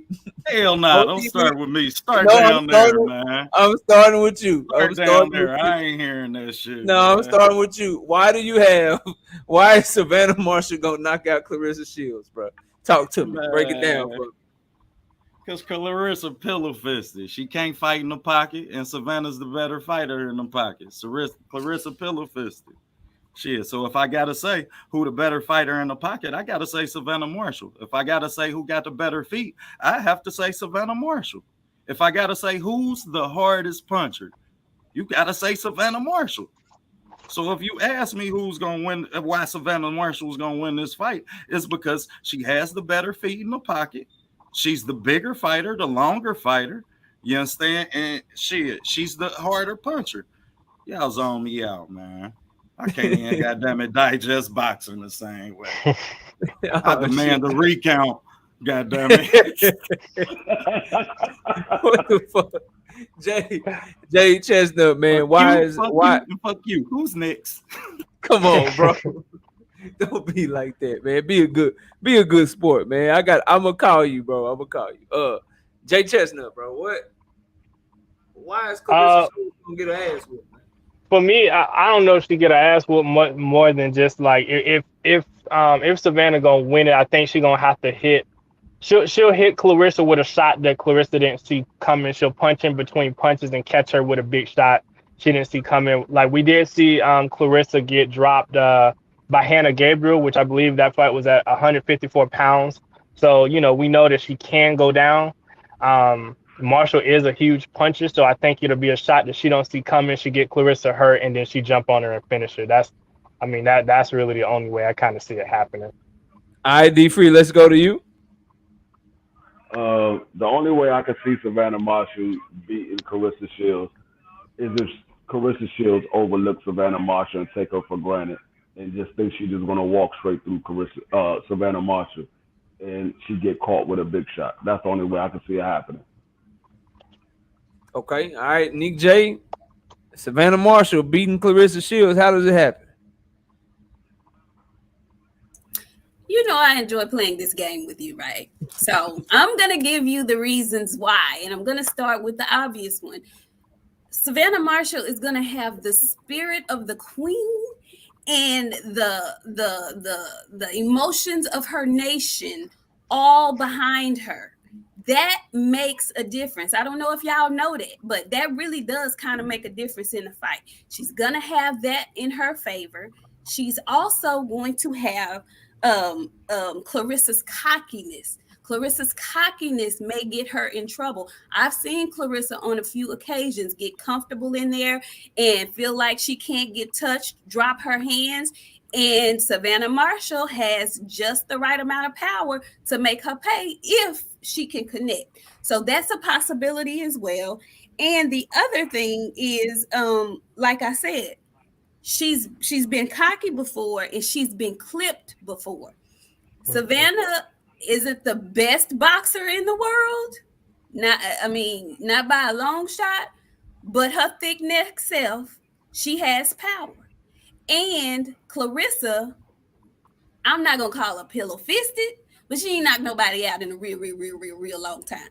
And I believe Savannah Marshall's big head and thick neck can walk through what Clarissa is dishing out in order to connect what she has to throw. So those are my keys to victory for Savannah Marshall. I would like to say that my brother D Free picks Gervonta Tank Davis over Gary Russell Jr. and he just picked Savannah Marshall over Clarissa Shields. And I would like to say that my sister Nik J, she picked Gervonta Davis over Earl Spence Jr. and she also just picked Savannah Marshall over Clarissa Shields. I just want to say that for the record. Let the whole world know. You stay putting folks in a trick bag. I can't stand it. I cannot stand it. But let's go, man. Let me get last words and we'll wrap the show. Jay Chestnut, man, give your last words. If there's any call outs you want to do, if there's somebody that you want to smoke with, now will be the time, brother. But thank you for coming up and participating, man. And I always appreciate you supporting the channel. But go ahead and get your last words. For sure. Thank you for having me on, man. Shout out to the chat, man. Shout out to the judges. Thank you guys. I appreciate it. I had fun tonight. You know what I'm saying? I'll make sure I tighten up, you know what I'm saying? That second round, we had some things, but we got the 30 bag, we wanted that for sure. We didn't get it from all three judges, but I'll take 2 out of 3 on the 30 bag for sure. I guess I got to do my champions call out. So, I took on somebody, 30 bag somebody off a loss. So, we got to try to get somebody off a win. So I'm gonna call out Coach. I think it'll be an honor to battle Coach. Man, I really want to battle Coach. I was really impressed with Coach in this debate with D Free, and I really would like to soak that knowledge and get in the ring with Coach. So, Coach, if you hear me, if you're still out there, bro, this my open call up. Do you have a topic? I got a couple because I know how much he loved David Benavidez. So it's up to him. We could do Benavidez Canelo. We could do Benavidez Plant. Whatever you want to do, Coach. There you go, bro. There you go, Coach. There you go, Coach. What you think of Canelo and Benavidez? I know he'll take that battle. I know he's taking it. He said yes. Oh, he said yes. I already knew what he was gonna say. I know he's taking it. I know he's taking it. I'll get it locked in. I got debate tomorrow. Got debate Thursday. I got one next Wednesday. Next Thursday night, 8:45, same time. Can you do next Thursday, Jay? I can. All right, Coach. Can you do next Thursday night, 8:45? I gotta do my picks first, but then he said yeah. All right, I'll send both y'all the questions. There y'all go. We just gotta schedule that quick, that easy. So 8:45, we'll do a David Benavidez Canelo Alvarez debate. that debate gonna be real interesting because either Jay Chestnut gonna get some good points off of what Canelo do in the ring on Saturday, or Coach gonna have some good points based off of what Canelo do in the ring on Saturday. So I can't wait to see it, man. Salute to you, Jay. I appreciate you coming up. I appreciate y'all.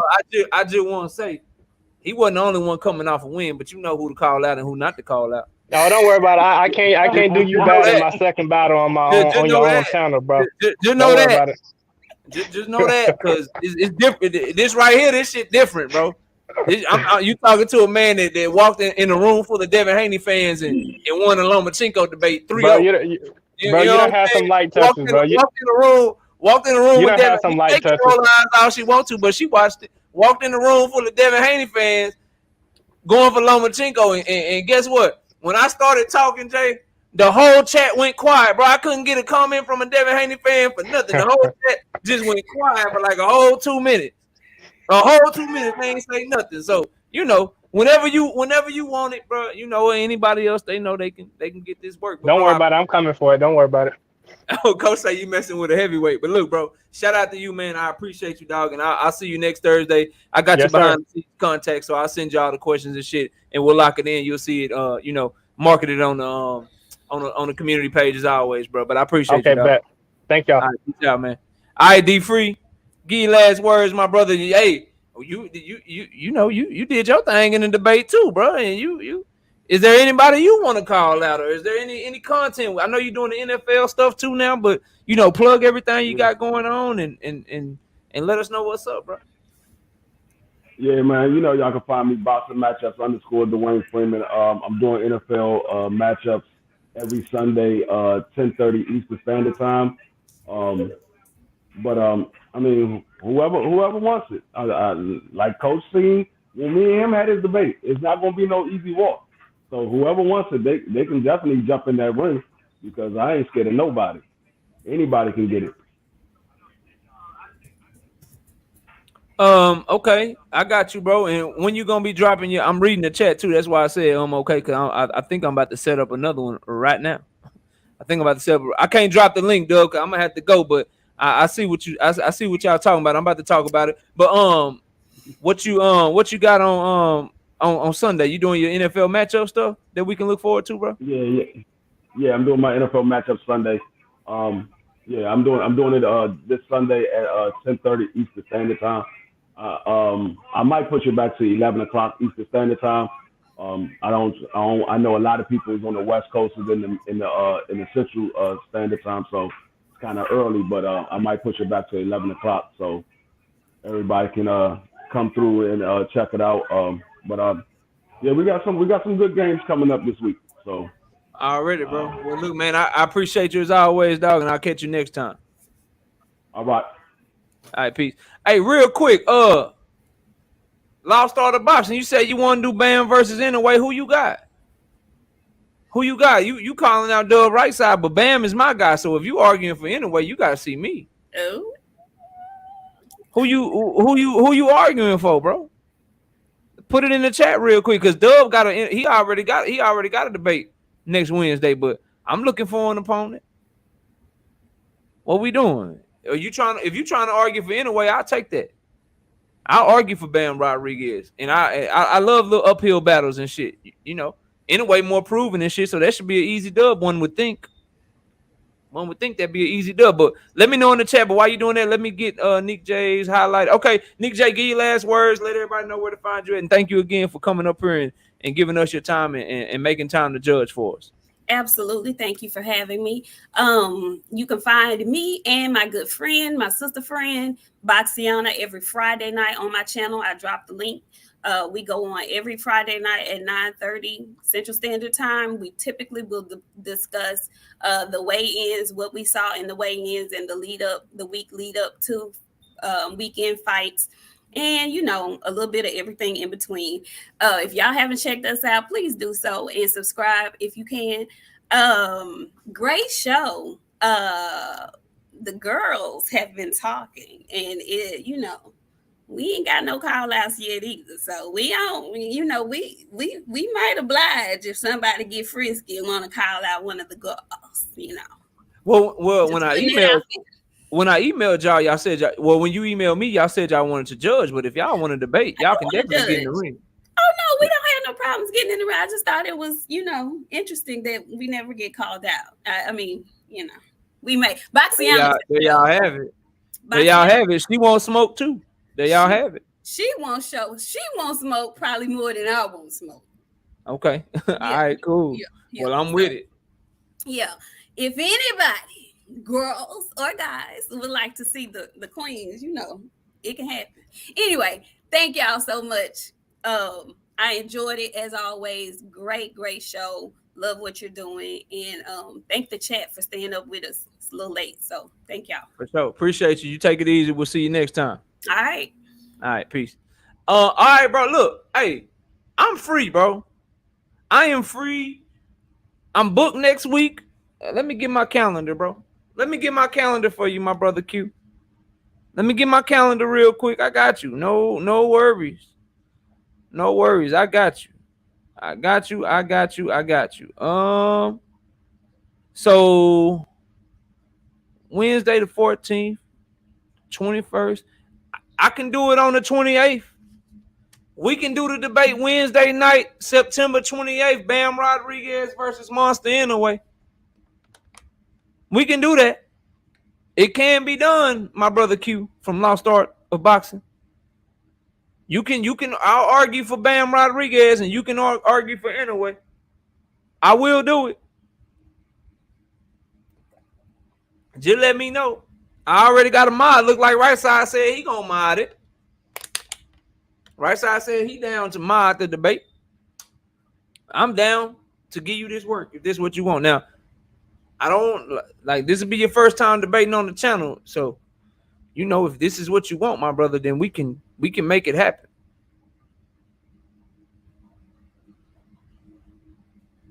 What's up? Let me know. Please let me know.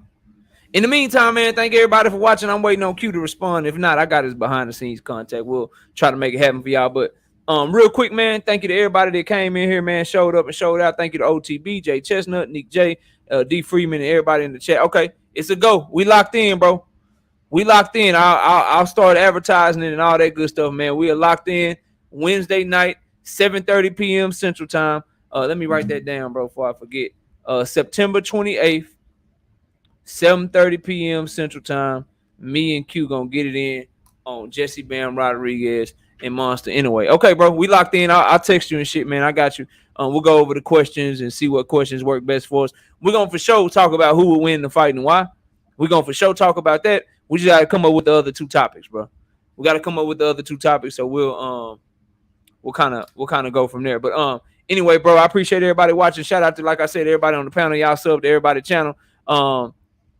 Let's see. We got Right Side in the building. Can I mod and judge? We'll talk about it, bro. I don't see why you couldn't do both if you wanted to. We got my brother Q. He gonna make his first appearance on the debate series. So shout out to him for being willing to participate. We got Rick Timms in the building, Silva in the building, Brian Corbett, KQKC Boxing, my beautiful wife, Miss Knockout, Brian Corbett, Asia. Let me see here. Jay Grant Jr. in the building, Monica in the building. Let me see here. Dominic, Josh Sanders, OTB in the building, AJ64, Jay Chestnut, Dundada, everybody that showed up and showed out, man. I appreciate y'all. Hit that like button on the way out. We'll see y'all tomorrow night. We will have an Earl Spence versus Terrence Crawford debate. I'm gonna put in that work. I'm gonna do somebody dirty tomorrow. So y'all be sure to tune in tomorrow night. It's gonna be a fun night of boxing talk, man. But everybody enjoy the rest of your night. And with that, we out of here. Peace out, y'all.